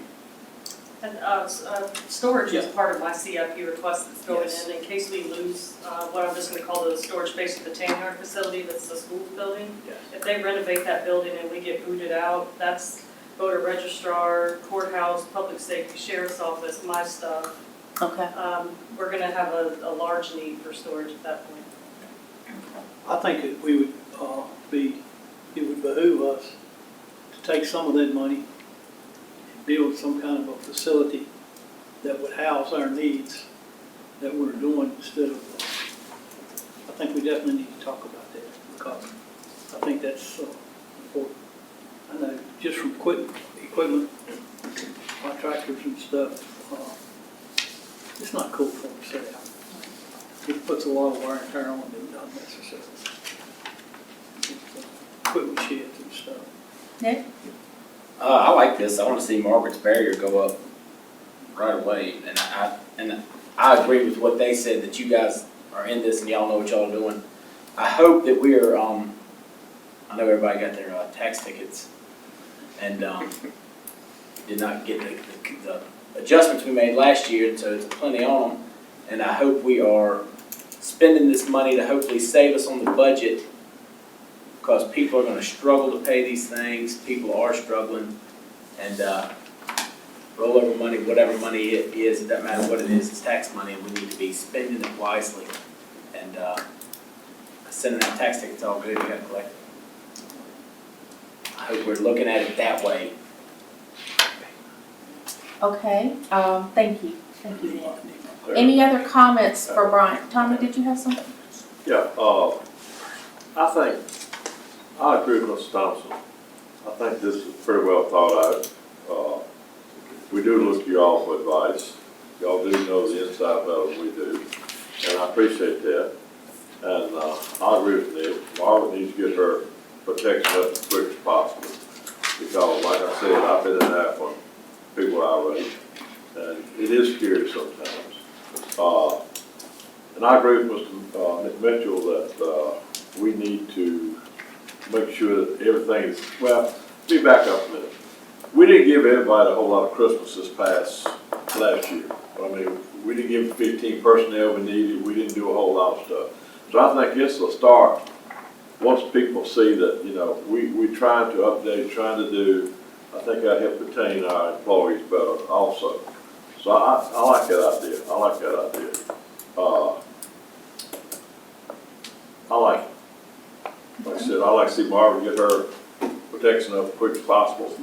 And, I think it's very doable, and I agree with Mr. Mitchell, believe it or not. I think we do need to look ahead as far as that concerned. I don't know, I'm gonna buy a lottery ticket tonight, so don't feel bad. But, no, I do appreciate that thought. Anyway, that's all I have to say. Thank you, Mr. Conduct. So is there concurrence, do you all want to move forward? Well, first of all, do you want to see or investigate more changes, or changing priorities, or what amounts of money are being allocated for anything that you all have heartburn over on this list? Mr. Carter? No, I'm fine. Okay. It looks good to me. So we're in consensus that this is a good document, Brian. And I think next steps are gonna involve appropriation. Yes, ma'am. Which we would, I think you've got your marching orders on that at this point. Do you need anything further from us until you get the appropriation articulated? No, if that's the consensus of the board. Does this change spending this money this way? It doesn't change it, the 1% where we gotta have a public hearing on it, does it? No, so the 1%, we would have to break up appropriation across all of that. So the 1%'s right at 2.2, 2.3 million, so just to be safe. We're under the, Yeah. You're gonna break it up, I'd though. rather break it up. Yeah. And so I think the priority to me would be the department request so they can get started, maybe the volunteer grant program, facilities maintenance for the general properties request. Then the others we could bring back maybe at the December meeting and get that. That way it breaks it up, because those are more reserved, not highest priority need at this point, if the board is in agreement with that. cool. Well, there's two quick things I'd like to state. The first is, I've been a strong advocate for the department heads, who are the directors, to have an opportunity to get their budget savings reappropriated to them for doing, being a good fiduciary of their monies. And the second thing is, I want to thank Chris, you, Brian, and staff for doing the arduous work of trying to prioritize and figure out, what is the best way to work through this process of carryover. So thank you all for that. I think, obviously you've done a very good job. The board's very pleased with what you've presented. Thank you. Very appreciate it. Is that good enough, gentlemen? Okay. Thank you, Brian. Thank you. Okay, next item we have is the legislative agenda for 2024. You all will recall some weeks ago, I sent out a draft legislative agenda for your consideration, just to be prepping you to look at it and decide what you want to do. We'll go over these very topically, and where you have areas that you want additional information, we can certainly do that as well. We will be having our legislators luncheon at the day of our November board meeting, correct, Mr. Whitlow? That's correct. So it would be really great if we could find some comfort level between now and then for this board to be in agreement on what we put forth to our legislators. So I'm just going to quickly go down through these. These things are not going to be new to you, I'm sure. The first being economic development planning. So broadband, continuing to advocate for broadband funding to counties 100% through Batty. And Maddie's going to put up just an overview document. Housing, affordable and workforce housing. We want to be able to continue to encourage the state and federal funding for incentives and to help us build capacity for housing that would also pair up well with our economic development initiatives. Stormwater management. This is support for continued management review and efficiencies. Stormwater's gotten awfully complicated in the development world. If any of you all have been working with builders and developers, and so the process needs to be, it needs to be facilitated for compliance in a much more efficient way. And we've got under this category utility solar farms. The one thing that we're hearing around the state is there's some chatter about local control being taken away for granting permits for utility solar farms, that it would potentially could go under the state. And this is something that I think you all may have a very strong opinion about. I certainly don't think we want the state telling us what we can have and not have. And we want to make sure we maintain local control. So that's what that's about. I can tell you a lot of the issues that we're going to cover are in the VACO draft legislative agenda as well. The second category is transportation. This again gets at our work with our partners, our partnering counties and their boards of supervisors. Will Davis has agreed to talk to the caucus in Richmond. I've asked him to carry a bill for the consortium, the 7 or 8 counties that we're part of, in leading that effort. And to see what we're asking for is that there be an allocation, a specific allocation for rural counties within the Commonwealth for secondary roads and unpaved roads that doesn't compete with funding for urban areas and smart scale. We really feel our funding for rural counties moving in the wrong direction. Monies in the transportation arena are getting very directed to smart scale and urban areas, and we're starting to pay the price. And so we're calling for a dedicated line of funding, through the CTV, through, the Department of Transportation and so forth. So we'll see how that goes. I haven't heard back in terms of what the caucus is. Will's kind of stepping into this as a new delegate. So, but he's agreed to carry it if the caucus advises that this is something that would be good for him to do. Smart scale, I'm going to have Mr. Sandy address this in just a couple minutes. As you all may know, smart scale's been under review at the state level during this calendar year, and there are suggested smart scale changes, and Mr. Sandy will overview those in just a few minutes. But the gist of this legislative agenda item is to simplify the smart scale process to reduce time and cost for that process. But there's going to be more, I think, that might have to be added to that after Mr. Sandy shares his overview. Under general government, the local sales tax option, this is something you all will recall that the General Assembly granted about 6 or 7 other counties in the Commonwealth the ability to have a 1% sales tax addition, this tool in their toolbox, which would be done by referendum to the citizens in these localities, to have a 1% sales tax increase that would be 100% restricted to school construction and school renovation. And we've run some quick numbers here on the local level.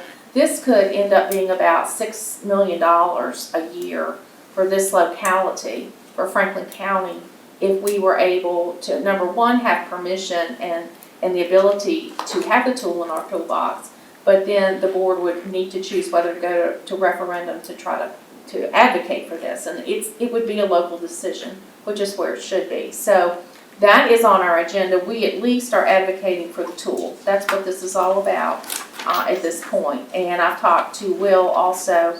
He is very strong-minded about this, very interested. He's even followed up with me on this. So I think there's potential for this bill to be carried on behalf of Franklin County and or all rural localities in the Commonwealth, because the first counties that got it were getting it based upon independent requests versus a unilateral birth, if you will, of all counties in the Commonwealth. So, you know, we want to get it one way or the other. I'm not sure what direction will be, you know, the most successful, but that's for your consideration as part of this agenda. The next talks about local authority again. We are protecting and advocating for our local authority as a Dillon's Rural state. The unfunded mandate piece we cannot say loud enough and often enough. We continue to see pressures put on our operating budget and capital budgets due to things just plain and simply not getting funded at the state level. And sometimes they're pretty innocuous, and we don't realize that it's going to end up coming down on our taxpayers. So we strongly advocate for that every year. Public safety, school resource officers, we are looking and asking for a sustainable revenue stream that the state carry 100% burden for these allocations especially after the grants run out. When the grants run out in 3 or 4 years, we're going to be sitting at 100% of the carry, over $1 million of new money that we have to identify to meet what we have been talking about. Fire and EMS, you know, advocacy is going to be, we need some help at the state level to address our systemic decrease in volunteers, in terms of retention, in terms of how to support our fire and EMS departments in a way that becomes meaningful for retention and hiring, and also helping us to underwrite the extraordinary expenses associated with delivering these services. Education, the construction grant program, you all are aware, we've resubmitted, the school division has resubmitted for this grant program. It was in its first year of inception this year. Quite frankly, when it was rolled out and how it was awarded was very sideways, if you will. The awards made no sense. Projects that were shovel ready got overlooked, like our middle school project. So they put it back out. We and the schools are reapplying, and we are hopeful that we will make up points that we lost on that first application. That will help, of course, to offset our capital with the schools. CTE, we know that CTE centers across the Commonwealth are kind of a lot of localities, especially down our way regionally. The light bulb's coming on about what we need to do for CTE for our students, and also for workforce development in our counties as it relates to economic development. So we are advocating here that there be some ability to have some funding, some ability to work on accreditation type things with the schools to attract businesses, however that package may look, but that attention is being diverted to CTE because this is something we are all finding that we have to do, but right now we're carrying pretty much the full load unless we get a grant on the capital side to actually do the building. Standards of quality continue to be, the standards of quality SOQs continue to be unfunded, or I should say unfunded. The funding is very inappropriate and it's not funded well, especially with regard to salaries, curriculum delivery, and the like. So, you know, I know that there's buzz in Richmond, and it has been under Youngkin's administration, to move the SOQs to a more favorable funding model. This is a work in progress. I don't think we can afford to leave it off of our legislative agenda. Environmental and agriculture, this is something that you've seen the last couple of years, where we are really wanting to advocate for our farmers and our producers to have flexibility in protecting their livestock against predatory animals. I won't go into that in great detail. I'm sure that you all are aware of where we've been on that. The environmental piece for the harmful algae blooms, Smith Mountain Lake has been dealing with this summer. Lake Anna deals with them, and what we have found through a task force of scientists locally is that the state doesn't have any support of inland waterway funding to address harmful algae blooms, which basically and essentially, if not managed, could essentially close the lake down if they were allowed to get out of hand. So all these invasives, all the things we've always talked about, trying to keep the lake healthy so that it's a productive source, utilizing the asset for the benefit of our revenue streams. CSA, these challenges continue. You hear Brian every month talking about, I think one of the things that's hit us in the face greatly over this last year are the contractual rates are really increasing, sometimes in an arbitrary way, but it's because everybody else is doing it. And it's costing us, and our high dollar cases are continuing to increase. So we've got to keep the pressure on the state about CSA and how they are utilizing their resources to assist localities. Sheriff's Office, we all know law enforcement retention is a significant pressure in our Sheriff's Office, and we need the Commonwealth to continue to do their work with the State Comp Board to take this into direct consideration in terms of law enforcement, along with acknowledgement of the fentanyl crises that we have. We know this is a very big deal in our county, and we need to make sure on the local level that we've got directed funding through our Sheriff's Office that acknowledges the need, and even if they need to do it on or run it on a per capita basis by locality, something needs to be done over and above what we have now. Our jails, regional jail in particular, and locally, I would say our per diem rates continue to be an issue in terms of housing inmates, and we've got to make sure that we are maximizing our ability to house inmates locally to the capacity that we're able to, and that we're maximizing what the services that are at the regional jail to, in some cases, supplant what we need to do here, but can do better at the regional level in a more cost-efficient manner. So there's attention on this. This is a big ticket item, and we've got to keep an eye on it. So those are the highlights of the proposed agenda. You all have indicated to me in the past. Oh, sure. That we want to be brief and concise, and that is the goal that we have. The last page there, what I am suggesting for your consideration, and we did this last year, is we had a card, it was a little larger than a palm card, and we utilized it to capture very top level comments on our key areas, and you can see some examples there on this last page that you have in your notebook. Where we call direct attention to what it is we're asking for, so that when we work with our legislators, or you see someone, or we go down to Richmond, you can pull this card out and you can just very quickly and concisely say, these are our needs, without having them read verbiage. So this is what we have. Behind that is your VACO preliminary legislative agenda that will be taken up and adopted at the VACO meeting next month. In my preparation of your proposed agenda, I have done a lot of cross-referencing against VACO's agenda, as well as the Roanoke Allegheny agenda, the Chamber agenda, and West Piedmont. So it's interesting, and it's also reaffirming. I think that our legislative priorities are very much reiterated on the other agendas as well. I think we all are of like mind in rural counties, and especially down here in Southwest Virginia, of the things that we need, and we need to speak loudly and clearly through our legislative agenda.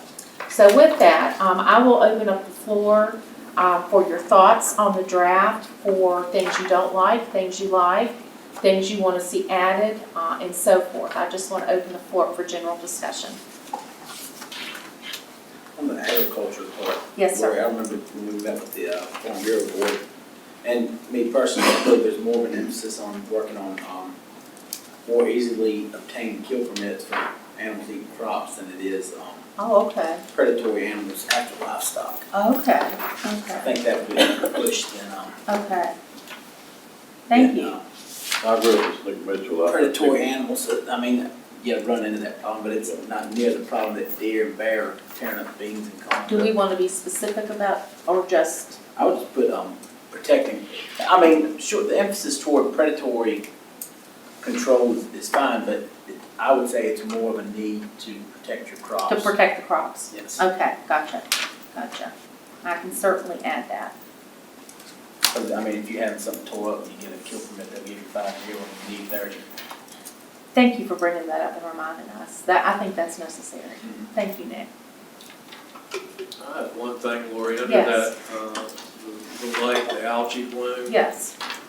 You may wanna put some wording in there about those forever chemicals, Okay. those PFAS, is that correct? That needs to be a separate item if you want us to address that. If there were PFAs, is that what it is? PFAS. PFAS?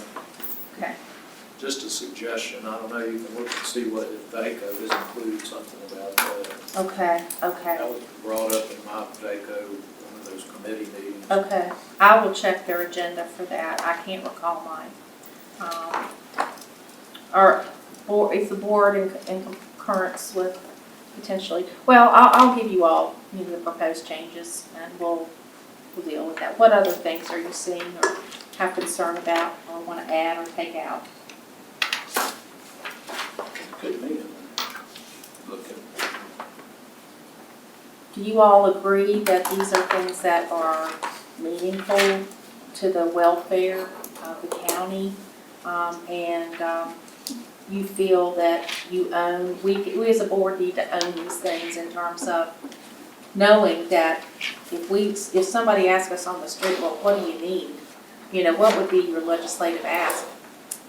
I want to make sure that this agenda covers things that you could think of, that are top of mind for you as you think about your job as a supervisor. Anything else? Mr. Cundiff? I agree with Mr. Mitchell. I've already had telephone calls on how can they up and down there on coyotes. I know bears have done a tremendous damage to crops this year. Yeah. And I agree with Mr. Mitchell on that. And I think it just should be left in the hands of the county whether we want a solar farm in here or not. So the local control. Yeah, I think the control should be kept with the county instead of state or anybody else stepping into it because, that's where we have zoning for, that's where we have everything to make sure we can manage. So if we take that away from us, then that's not management, that's not zoning. Thank you, Mr. Cundiff. Lori, when I got on the board, I never knew that the CSA deal, I never knew that was such a level burden. Yeah. So that is I know I guess I'm just emphasizing what you already said, that any state dollars good with that is well needed. I know how we can get you quickly acclimated. I'm sure. Wink, wink. The CSA comes under the unfunded mandates. Right, that's what I meant, yeah. The judges have to do certain things. Unfunded mandates is And one thing. the worst enemy we got. One thing that we're going to keep our eye on, of course, as we've talked generally over time is, trying to get our high dollar special ed day cases back into the locality versus having to take them to Roanoke or wherever.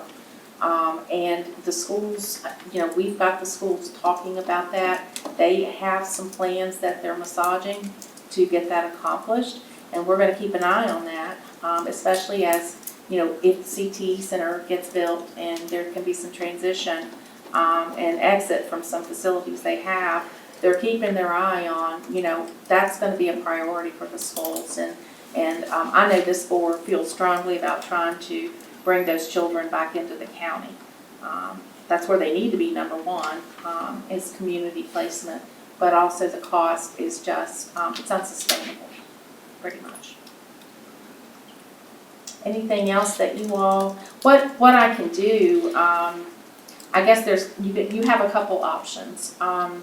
We can look, I can get maybe a consensus or an approval of this agenda with the changes you all want to see put in, but I would of course send you the language on these changes to make sure that you approve of the language as an addition to the agenda. The only thing I worry about is going into our legislative luncheon at our November board meeting without being able to tell them that we've adopted our legislative agenda. Now, if that doesn't concern you or worry you, then we can look to adopt this, at our November board meeting. If you're comfortable with it, with proposed changes, I'll entertain your wishes on how you want to move forward with this, with those considerations. I'd make a motion to adopt it now, so you'll have it in hand Okay. with the changes. Thank you, Mr. Carter. Is there a second? Second. Thank you, Mr. Mitchell. Any further discussion? Okay, hearing none. All those in favor of the adoption of the 2023 legislative agenda with proposed changes, please say aye. Aye. And that carries unanimously. Thank you all for your consideration. And I will get those changes out to you for your consideration. Thank you all very much. Mr. Whitlow. Yes, Madam Chair. In the interest of time, depending on how you all would like to do this, I can cover my items very, very quickly, or I can do that later in the meeting. It's just a couple of updates. I know we need to get to closed session on a couple of things. Just the VACO annual meeting, it's attachment number 11. This is more of a housekeeping thing. There are several supervisors attending the VACO conference this year, including Chairman Tatum, Vice Chair Lori Smith, Supervisor Mike Carter, Supervisor Ronnie Thompson. And so with that, you'll see on attachment 11, VACO requires that we have a voting delegation as a voting delegate, as a supervisor, and then an alternate delegate. And of course, out of the 4 that are attending, not sure the pleasure of the board, but typically that may be the chair and the vice chair, chair as voting delegate, vice chair as alternate delegate. We could add all of your names, and then Maddie will send this in. But we need to send this to the VACO office. So we will need, I guess, consensus on the voting delegate and the alternate delegate, or delegates. I guess we could list all of the staff, but we do need the primary voting delegate. Okay. All right, so does everybody understand, first of all, before we try to put some names to this, what the purpose of this is? Chris, you've given us a good... Yeah, the primary purpose of the voting delegate is to vote on VACO's legislative agenda on the last business day of the VACO meeting, which is on Tuesday in November. So every year we do this appointment of a delegate and alternate delegate. So do you all have any questions about that before we go ahead and put some appointments in place? Any questions? Chris, do you want us to do this in here or out there? I think we just need a consensus. Okay. On this, or I don't think we necessarily need a vote. I think we just need a consensus. Okay. So Mr. Tatum is going, correct? Correct. As board chair, we could consider him as being the delegate. Correct. Right? And then could the rest of us that are going be alternates? I think we could list all. Would that be appropriate? Yeah. Are you okay with that, Ron? Don't put my name on there because Okay.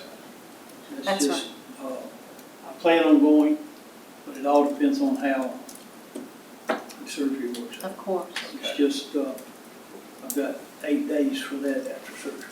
Yeah. My plan is to be there. Probably not gonna have coat time, but just for sure. Well, we hope you can go. But, it'll be, so don't put me on there just in case I don't show up. So that would leave myself and Mr. Carter? Sure, and I'll, as the alternates and Tim Yeah. as the voting. Okay. Okay. Very good. Great. And then the only other item, Madam Chairman, if I'm up here, is just a couple of things, just upcoming dates. October 19th, this week, Thursday, is the Regional Commission annual meeting. I think, Lori, I think you're attending that. I will attend that. October 28th, Saturday, is the 50th, wow, that's a mouthful, anniversary of the Blue Ridge Folklife Festival there at Farron College. That's a big milestone for the Folklife Festival, so that's not this coming Saturday, but the next Saturday. Other upcoming items, of course, November 2nd, rather, from 11 to 2, is the county's annual employee appreciation lunch. We'll get that out, more information in the Friday packet for you all. Would love for board members to attend. It's a great event. We've got a flyer on it. Great. Got Dolan's hot dogs and Homestead ice cream. You know, as I say every year, you can't get more Franklin County than that. And it's a really good event. Really appreciate our employees. November 7th, of course, is Election Day, and November 10th, that Friday's Veterans Day. The reason why I bring those out specifically is that those are state holidays, so county offices are closed on that Tuesday and that Friday. And you may get a lot of calls from the citizens, why are the county offices closed in that manner? Well, those are state holidays. So, and then November 12th through the 14th, again, is the VACO conference. One housekeeping item just for a matter of the public record, and we can get that into the public record. Last month, Mr. Cundiff, the item regarding the Union Hall South Lake water tank, of course, was before the board, and there were some citizens that spoke under public comment regarding, their desire to have a certain lettering and graphic. The consensus of the board at that time, Mr. Cundiff, was for you to reach back out to those citizens. You did. We did share that communication with the board, and due to the timing, that decision had to be made before this board meeting, and of course the consensus of the board was to move forward with those graphic locations, the Franklin County emblem on one side, the other on the other. So I just state that for the matter of the public record, and those are the items, Madam Vice Chair, that I have. Thank you, Chris. Mr. Gwynn, do you have anything? No. Okay. Maddie, when is dinner going to get here in terms of us going into closed session? Dinner's here. So do you all want to go get your dinner and then we'll move into closed session when we come back, and we will have our dinner while we work? Is that amenable to everybody? Okay. Madam Chair? Yes. Do you want to do the motion to go into closed session now?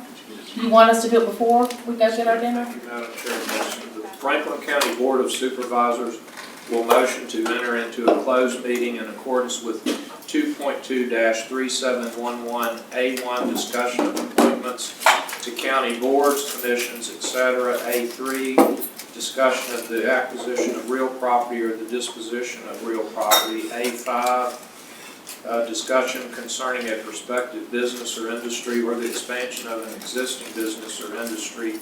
A6, the discussion of negotiation of a public contract.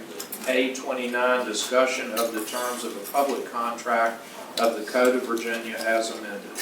Thank you. Is there a second? Thank you, Mr. Mitchell. So Maddie, would you please do a roll call? Supervisor Nick Mitchell? Yes. Supervisor Mike Carter? Yes. Supervisor Tommy Cundiff? Yes. Supervisor Ronnie Thompson? Yes. Supervisor Ronald Mitchell is absent for the vote. Chairman Tatum is absent for the vote. Vice Chair Smith? Yes. Evening portion of our Board of Supervisors meeting to order. I'd like to say hello and good evening to all of those that have come out to be with us tonight. It's a pleasure to see you. And of course, welcome our live stream viewers as well. We appreciate it. First thing we will do, Mr. Carter, if you would read the certification resolution, please, sir. Thank you, Madam Chairperson. I'll be glad to. I certify that only public business matters lawfully exempted from open meeting requirements under the Virginia Freedom of Information Act were heard, discussed, or considered in the closed session to which this certification applies, and only such business matters as were identified in the motion by which this closed session was convened were heard, discussed, or considered in the meeting to which this certification applies. Thank you. Is there a second? Second. Thank you, Mr. Cundiff. And we will have a roll call vote, Madam Clerk. Supervisor Cundiff? Yes. Supervisor Ronnie Thompson? Yes.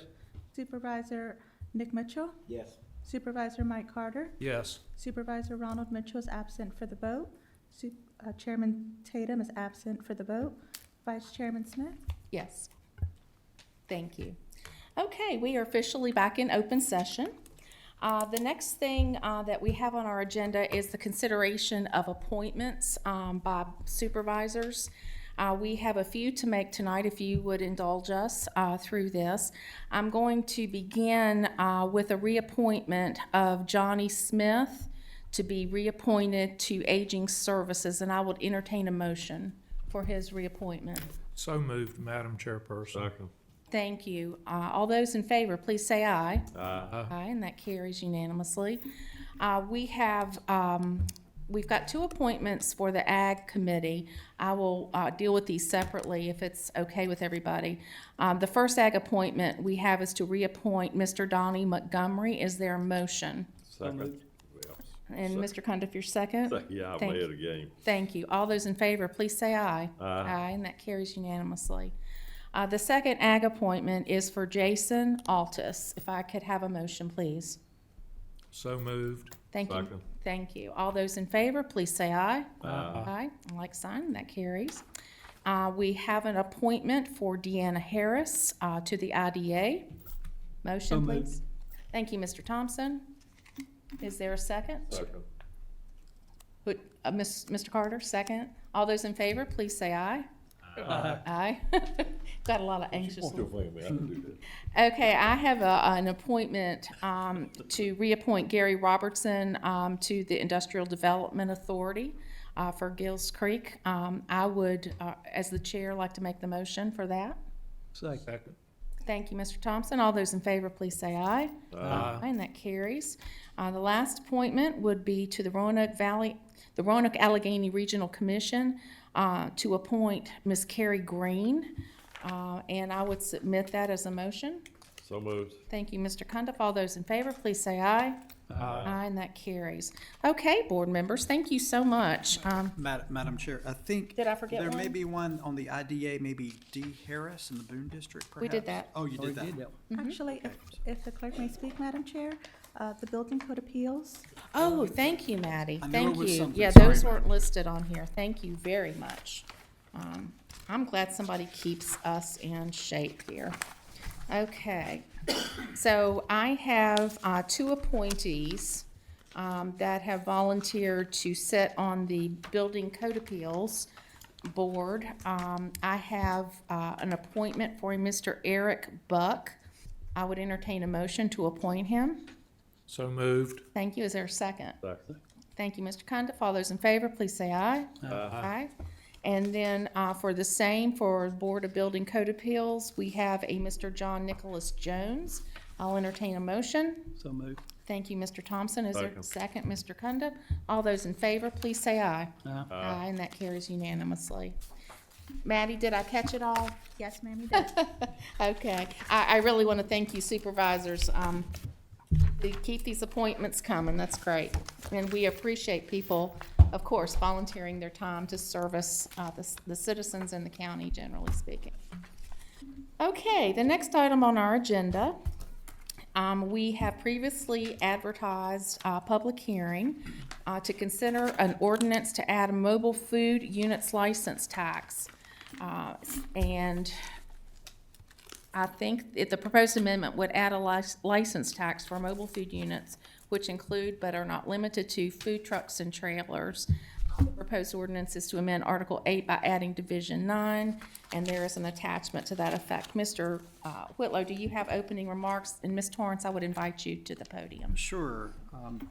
Madam Chair, this ordinance before the board, we had a discussion back in the spring, late spring, early summer regarding this matter. Back in 2019, the Virginia General Assembly amended the state code giving the Commissioner of the Revenue the authority to license a tax, if you will, on mobile food units. Most localities have now done so to modify their codes to allow that, and of course this specific change before you would do so. It will allow the commissioner to better collect more equitably, if you will, across food trucks. We know food trucks are very, very popular with the use of a decal and to make sure that these food trucks are registered. So the devil is always in the details, and our commissioner certainly knows a lot more about this than I do, as well as our legal counsel, Mr. Jim Gwynn, who's with us, that worked on this matter with Ms. Torrance. So. Thank you, Mr. Whitlow. Ms. Torrance, do you have any remarks to make to the board before we go into public hearing? Not really. I think this is something that's long overdue. We have a lot of food trucks at events that we're unable to collect the meals tax, and that's a lot of revenue leaving the county. And this will be a way to monitor those and to collect the meals tax. Okay, thank you. Thank you very much. Before Margaret sits down, do you all have any preliminary questions? I'll come back to you after public hearing. Mr. Thompson? I'll wait until after public hearing. Okay, all right, thank you, Margaret. Thank you. Okay, I am going to officially open the public hearing on this matter. Madam Clerk, do we have anyone signed up to speak? No, Madam Vice Chair, I don't have any speakers for this item. Okay, thank you. Is there anyone in the audience that would like to speak to this matter? Okay, hearing none, I will close the public hearing. Supervisors, would you like to have any discussion on this matter? Mr. Thompson? Mr. Lawrence, I have a question, please. They will have to be registered in Franklin County and obtain that sticker from your office That is correct. before they can do business in the county. That's right. And it will also make enforcement easier because that decal will be displayed and we'll be able to enforce it a lot easier than not having one. Right. Now, that does not say that they can't go somewhere else, Roanoke or Roanoke County or Not at Bedford. all. In fact, the way the code. It's just the way they're gonna have to do business in Franklin County. Exactly, and we can charge a fee, a license, but if they're paying in another locality by code, we cannot do that for 2 years. But they still have to register with my office. Thank you, ma'am. I have no further questions. Mr. Cundiff? How many, Margaret, do you I'm mind? sorry, Margaret, I'm sorry, I'm sorry. Is it sort of estimated how many food trucks we have running through the county? I have no idea. I know there are a lot. Yeah. Yeah, and they crop up everywhere, and you don't know they're there until you just drive up on them and see. How will this be enforced? Well, we're gonna have to solicit some help from probably our sheriff's department. We're gonna have to advertise, of course, and then once they display their decal, then it'll be easy for enforcement. Otherwise, we're just gonna have to advertise it to start with. Thank you, thank you. Any other supervisors have any questions or comments for Margaret? Okay, thank you so much, Margaret. We appreciate it. So, with no other questions or comments by board members, I will entertain a motion on this matter to approve or deny the amendment to Chapter 20, Taxation, Article 8. Madam, I'll make a motion, please. Okay, Mr. Thompson is making. Move to approve the amendments to Chapter 20, Taxation, Article 8, License Tax of the Code of Franklin County to add a mobile food units license tax as presented effective January 1, 2024. Is there a second? Second. Thank you. Thank you, Mr. Mitchell. We will have a roll call vote. Madam Clerk? Supervisor Ronnie Mitchell is absent for the vote. Supervisor Nick Mitchell? Yes. Supervisor Mike Carter? Yes. Supervisor Tommy Cundiff? Yes. Supervisor Ronnie Thompson? Yes. Chairman Tatum is absent for the vote. Vice Chair Smith? Yes. Okay, thank you all. Margaret, thank you for bringing that to us. Very much appreciate that. Okay, next on the agenda are other matters by supervisors. I'll start at this end. Mr. Thompson? I have any today. Okay. Mr. Cundiff? I would like to thank everybody for the consensus on doing the water tower, the word lettering and everything down on that. I really appreciate that. And the first responders, I really appreciate the attendance that we had Saturday to that recognition that we had for our first responders. And it's hard to live, we can't live without them. But anyway, I just want to give my deepest appreciation to everybody who showed up and who worked it and made it possible. Thank you, Mr. Cundiff. Mr. Carter? Thank you. I just have one concern. I'm sure you all saw we received 2 letters from Judy Sink today, and I would like to request that we move forward or get in contact with Roanoke Gas about providing some screening at her property. She has been requesting this, I know, for 5 years. She indicates that she was promised that by Mike Burnett, our former economic director. I think we've drug our feet long enough on this, and we need to get with her and see if we can resolve the situation or make Roanoke Gas step up to the plate and do what they've promised, and I don't know exactly what they've promised, but I was under the understanding when the Roanoke Gas purchased the property at Summit View from the county, they agreed to provide some screening. And that's all I have today. Thank you. Thank you, Mr. Carter. Mr. Mitchell? Boy, you guys are behaving. Are you doing it because Tim's not here? Okay, I just have one issue, if I may. Given the outbreak at Smith Mountain Lake over the summer of the harmful algae blooms, it's brought up some issues and some other responsibilities that I have regarding lake health. I'd like, Mr. Whitlow, if we could get an understanding about our waterfront lots with their septic tanks. And if we know where they are, who they are, and if they're registered. I know that there's a registration fee, and I know that there is a fine involved in this. I've downloaded a part of the code, but I'd like for staff to take a look at this to see if we're doing our due diligence as it relates to potential effluent running into the lake. This is a potential contaminating factor to invasive species that get in the lake, and we have got to do our best to maintain the health of that lake for the welfare of our entire county. Mr. Carter? Are you referring to pump out, the periodic pump out? Yes, sir. Yeah, I know we've got an ordinance on pump out generally, I believe every 5 years. My concern is what we're doing or what we know or don't know about the lakefront properties as it relates to them being registered and checked on, and how we manage that, if that's okay. That is the only item that I have. I'll do one more round. Anything anybody would like to bring up? Okay, very good. Okay, we have reached the time for public comment.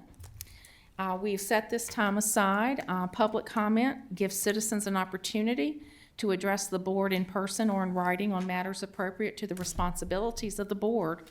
Speakers must direct all comments to the board as a whole and not to individual board members or employees of the board or county.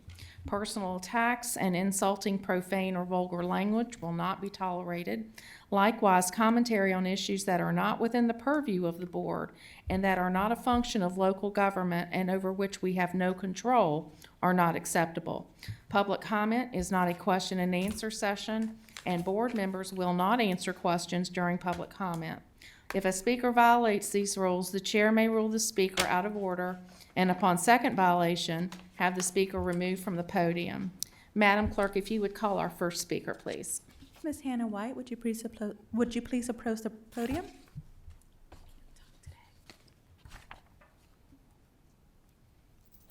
Hello. Hey. If you'd state your name and address for the record, please. Sure, I'm Hannah White. Do you need my physical address? Yes. It's 5799 Grath Road. Thank you. Yes. Does the timer start when I start? Sure. Okay, but I don't want to miss it. All right. My name is Hannah White. I'm currently a school psychologist for Franklin County Public Schools for almost 8 years now, and I serve several elementary schools. I'm here to ask you to reconsider your position on an SRO at CHA, both as a parent, but also as a mental health professional. My job has given me a really good perspective on the mental health needs in our county. Unfortunately, I know that our county has evils, and they do not spare children. I also know through my job that we are not immune to the threats that we typically associate with cities. In addition, I think at this point, with everything going on in Israel and the surrounding world, I think our threats could be bigger than just what's in our county and people that have mental health needs or wanting to make headlines. I imagine this decision is because of funding and taxpayer money. And I'll be honest, I don't understand taxes. I only know schools. But I know that CHA families are taxpayers too. But I also know a little bit about government funding and schools. And I know that when the government provides some resources, it's not so black and white about whether or not a school is public or private. I'm hoping that decisions can be made the same way, that it's not so black and white between public and private school. I also know that CHA doesn't have the day-to-day needs that our public schools do for an SRO. Right now, I serve Lee Wade and Rocky Mount Elementary. Those are your two highest elementary needs schools. Your SROs do a great job with the day-to-day needs, and they're legitimately needed there. Unfortunately, they share Rocky Mount and Lee Wade, and they are often called to be in both places at the same time for real legitimate issues. So my suggestion, one theory, is if you put an SRO at Rocky Mount, you put an SRO at Lee Wade, and then have them share their neighboring CHA campuses. Ultimately, what that would do is you would have a more dedicated presence at CHA, but you're also freeing up those two SROs, because it's going to be a whole lot easier to leave CHA for a crisis at Rocky Mount than it is to leave Lee Wade to go to Rocky Mount for a crisis, because more than likely, to be honest with y'all, there's a crisis at both. And I guess ultimately, at this point, the reason I'm here is because if something were to ever happen to CHA where my children are, I would want to know that I came and I said something. And I imagine you guys would want to be the same way too. And again, I understand funding, I understand money and I understand the lack of resources. I'm a school psychologist in your county. I have a terrible caseload.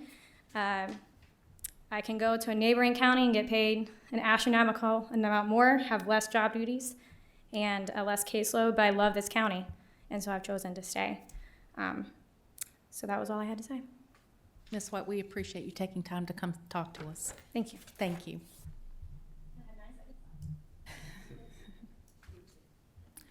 Bill and Kathy Chopney.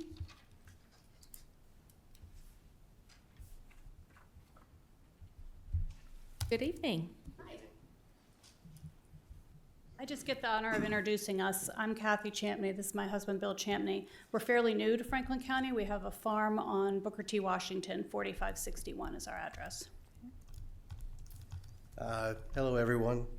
A little bit about our farm, or a little bit about us, is we relocated approximately 3 years ago from the DC area, and she gave up the classroom for pastures, and I gave up construction for peaceful vistas and enjoying our animals.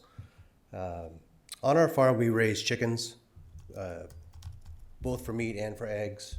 We raise hogs, goats, and so we try to do this as naturally as possible. We free range everything. If you've been to Homestead Creamery, you've been by our house, and you've probably honked at our chickens all over the place. So you probably are familiar with us at some point. We try to be as natural as possible. Like I said, we buy our supplemental feed right here at EMCO. We have free-ranging pigs, we have free-ranging chickens. They just go in the forest, and we think it just makes everything taste a little bit better, and it lets the animal be more what the animal should be itself. And so that transitioned us into having an abundance, not only with the animals, but with our garden as well. We have a lot of produce and a flower garden that we've done pretty well with for the past 2 years. We've won several awards from the Franklin County Fair. And what we do now is we have this abundance, we need to do something with it. So we were thinking, let's go to farmers markets. Rocky Mount, we tried because it's our community. And we found that we couldn't really fit into them because they had somebody already selling what we were going to sell. And they had, fees that were just way too expensive that didn't make a lot of sense for us. So we searched around, and there was Manita, and then there was Ferrum. So we've, through time, decided that Ferrum is the place to be. We gave them a shot, and the community is just overwhelmingly friendly, supportive.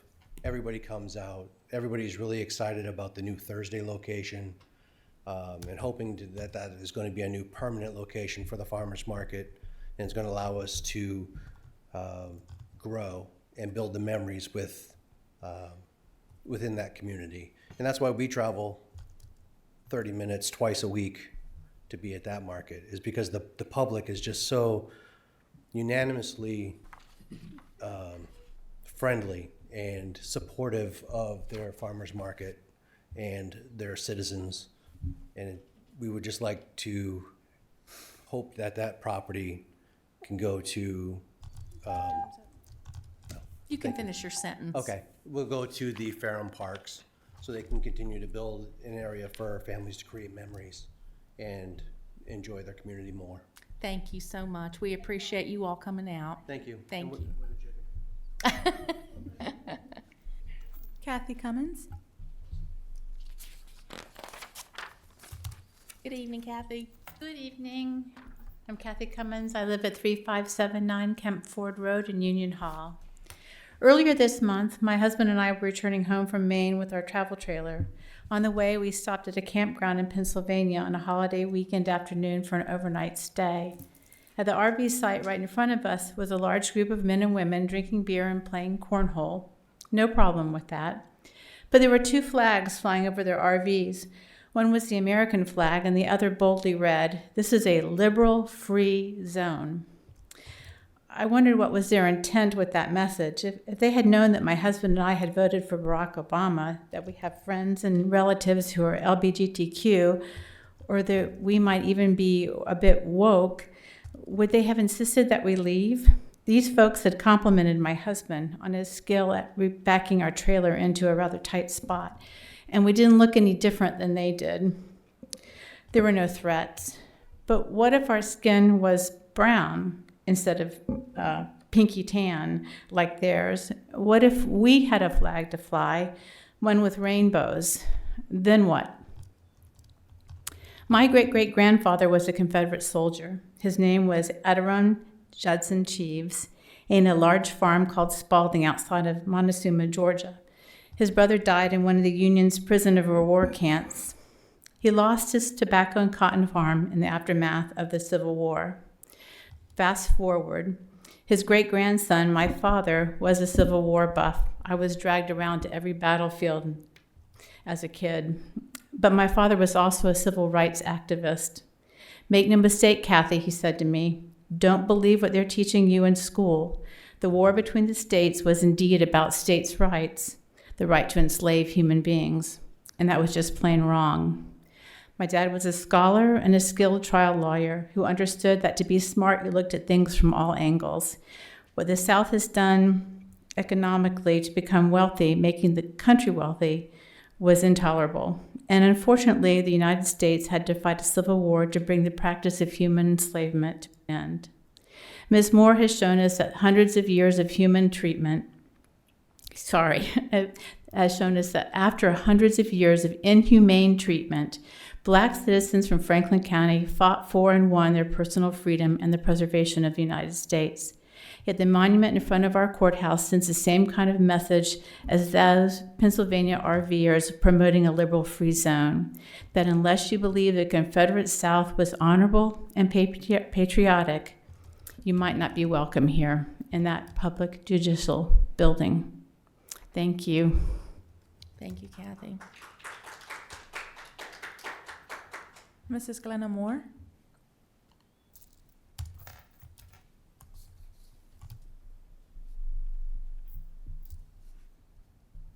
Good evening, Ms. Moore. Good evening. Good evening, everybody. Glenna Hawkins Moore, Snow Creek District. America's first Africans reached Virginia in 1619, 12 years after the first Englishmen. 2 centuries later, blacks became problematic for Virginia. The main problem was too many blacks. This was a time when Virginia was experiencing financial difficulties. The price of farm products was falling, tobacco lands were worn out from overuse, and plantation owners were heavily in debt. By 1800, there were an alarming 300,000 slaves in Virginia, more than any other state and more than needed for profitability. Virginians feared enslaved blacks might seek freedom by rising up and killing their masters, and free blacks were suspected of having an evil influence on slaves. I was recently fascinated by a news article entitled, "Colonization Movement Doomed Free Black Families from Franklin County, Virginia." In the spring of 1830, about 40 members from the Franklin County Mars family and a dozen from the Crockett family chose to immigrate to Liberia together by way of Lynchburg. George Mars was a shoemaker by trade, married to Elizabeth Beverly Mars, daughter of Revolutionary War soldier Sylvester Beverly, and she was the aunt to United States colored troop soldiers Harriet and Samuel Beverly. Most free blacks in America had little interest in immigrating to Liberia. After 200 years of hard labor building this country, they were not leaving to go into the unknown. But the Mars and Crockett families believed they could find a better life in a new country. Next month, I'll share with you the results of their journey. Virginia attempted to solve its problem of overpopulation of blacks by first selling surplus slaves to plantations in the Deep South, where cotton and rice were in high demand and additional slave labor was needed. Second, by requiring free blacks to leave the state of Virginia within the first year of their freedom.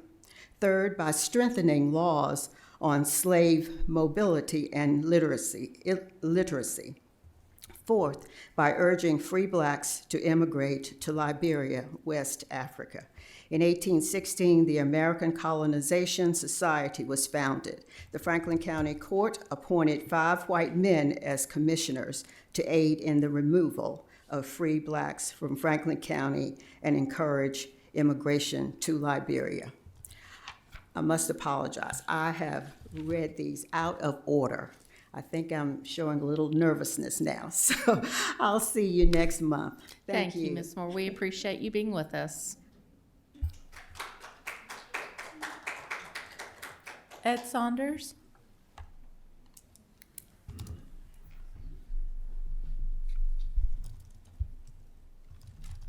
How are you guys doing Good this evening, evening? Mr. Saunders. Ed Saunders, 245 Nature Zone Road, Ferrum. Hopefully this will be a short one for you guys. This is the shortest one that we've been to. I just wanted to thank you guys again for giving us permission to utilize the acreage out there in the meantime until a decision is made.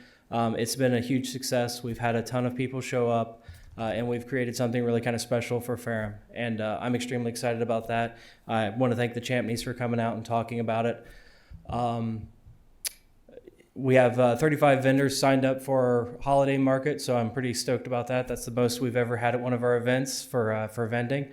I also want to say that the Halloween thing, a lot of people are extremely excited about that, so our trail this weekend, and hopefully the weather holds out for us and everything goes well. But no, I just wanted to thank everybody that's been involved in that process. It's been absolutely fantastic, and our community is really grateful for it as well. Thank you so much. Thank you, Mr. Saunders. Thank you for coming out. Madam Chair, I have no additional speakers. Okay, is there anyone else that didn't sign up but would like to speak to the board? You're most welcome to do so.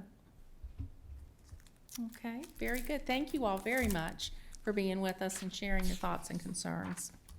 Okay, we are at that time in the meeting. Are there any other comments, questions, concerns that supervisors have before we adjourn? Okay, Mr. Whitlow? Yes, Madam Chair, one other item earlier today that was noted in the adoption of the legislative agenda was the Smart Scale Initiative. And of course, Mr. Steve Sandy is with us. Don't necessarily know if we need any action per se, maybe just a brief update, maybe in order. The CTB, the Commonwealth Transportation Board, of course, meets shortly, and there's been some state changes to Smart Scale, and I think Mr. Sandy can maybe just briefly speak to the board. As a local government, we are prepared to send in some comments to the CTB regarding some of those concerns. And the primary concern is really with the changes to Smart Scale, diverting some of the state dollars away from really the rural localities and probably being more favored, if you will, to more of the urban localities. And so there's some concerns there, and we think we can send a communication to make sure that our interests are made known to the CTB. Thank you, Mr. Whitlow. Mr. Sandy? Yeah, so I'll keep it brief. I don't have a formal presentation here loaded in this room. We were going to do that over there. I'm so but sorry. That's okay. We were pressed for time back I there. think Chris hit the highlights. It's just the opportunity for comments where the Commonwealth Transportation Board is looking at changing the rules once again for the Smart Scale program, which is the state's program for funding infrastructure improvements on state roads. And so just in a general sense, the feeling and kind of what's been happening over the last several years, in my personal opinion, dealing with it, and I think some of the other rural localities kind of feel the same way, is that the program seems to be getting more urban-centric. And so going back several years, this whole program started when the state decided to really take discretionary funds kind of away from the localities. You would have, in your 6-year plan, you could say, hey, we want to fix the intersection at 6 Mile Post Road, and you could make that decision with your dollars. Well, the state took that away and really said, well, now you have to funnel it through this program, and it has to qualify and it has to meet certain criteria. We actually did well initially with that. We had several needs that scored really well, and primarily they were they checked the right boxes, if you will. More recently, we haven't been as successful, and part of that, in my opinion, is that because the rules keep changing. And again, I think it kind of is becoming more of an urban-centric kind of program, whereas the qualifications to submit a project are more complex. The application process is more complex. In some cases, the locality has to hire an engineer or have an engineer on staff to prepare the plans to submit those applications. So again, rural localities, smaller localities will struggle with being able to put those things together. The other big piece is having matching funds. So a lot of more urban localities may have urban funds, they may have more, they may generate more tax dollars, they may be able to put more dollars towards a project. And when they do that, those projects score better. And so again, in general terms, the program seems to be becoming less rural and more urban. And so we would like to, the CTB received a presentation today, and I think they're scheduled in December to take action on these changes. We would just request the board's authorization to submit a letter kind of expressing some of those concerns.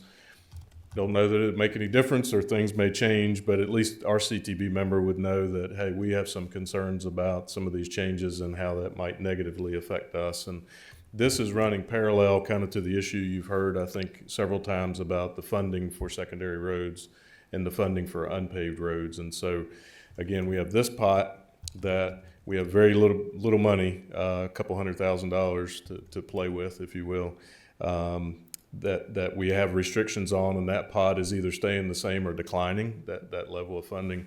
And then over here, we have a much bigger pot of money, which the state is funneling a lot of the money to, but we feel like we have less opportunity through that fund. And so that's the gist of kind of the comments, I think, would be, hey, make sure that you're looking out for the rural localities, the non-urban localities, and one of those suggestions could be that maybe a certain set-aside needs to be there for rural localities. If you have $500 million, maybe 50 or 100 of that should specifically go towards rural localities. And so just some of the thoughts and some of the ideas. And so we can certainly prepare a letter under the vice chair's signature or the chairman's signature and send that. But we did want to make sure that we got some kind of feedback to them prior to the CTB considering, those changes in December. So with the board's permission, we're happy to put that letter together and send that on, and certainly we would also send that to our General Assembly representatives, and then make sure each one of you also get a copy of that. But that's, in general terms, that's kind of what we're looking at without getting into real specific details. Is every time they make those changes, I think it kind of hurts us a little bit more as far as being able to play the game, if you will. So do any supervisors have any questions, comments? Do you have any objection to us sending a letter? Mr. Sandy, I think, obviously the board's unanimous about that. I do think that the proposed changes, I've read those proposed changes, and the way they are changing their high priority projects, definitions and so forth, and you know where I'm going with this, but the changes are really going to be leaning more towards favorable circumstances for urban localities. And it's going to edge out smaller localities and rural localities. So in the same sense that we are, working on getting a dedicated revenue stream for rural secondary and unpaved roads, which we are diligently working on that. This suggestion that you made with regard to smart scale allocations for rural makes all the sense in the world. And I think the state I'm hearing some rumblings that some of this is getting some traction in terms of rural localities that, we keep coming up in many discussions on various issues, even to the point that I think the governor is thinking about appointing someone to cover the rural areas of the Commonwealth in some regards. So I think smart scale is yet another level of advocacy for rural localities in the Commonwealth that makes a lot of sense. And I know that our CTV member, Dr. Smoot, I know he's intimately aware of what we've shared with him when we've met with him down here and at VDOT. So I think the board's unanimous in this, getting a letter out and calling maybe Dr. Smoot's specific attention, in a more personal way to our needs and what we're observing would be great. Yeah, I would suggest we get it directly to him as well as all the CTV Yes. members, but making sure that he Yes. definitely has a copy and here's our concerns. Yeah, and I appreciate that. I appreciate you bringing that to Steve. And again, I apologize that we got squeezed earlier no problem. to hear your complete presentation. I didn't suspect there would be an issue with it, but just wanted to make sure everybody was understanding of what we were proposing. Yeah. And just some of the issues and concerns that we had with some of those changes. Well, thank and I you. think VACO will also be, submitting Yep. comments, but I think it's important we submit them directly from the county as well. Okay. Thank you, Steve. We really appreciate it. Mr. Whitlow, do you have anything else? No, ma'am. Okay, ladies and gentlemen, we will adjourn until our next monthly meeting to be held on November 21st.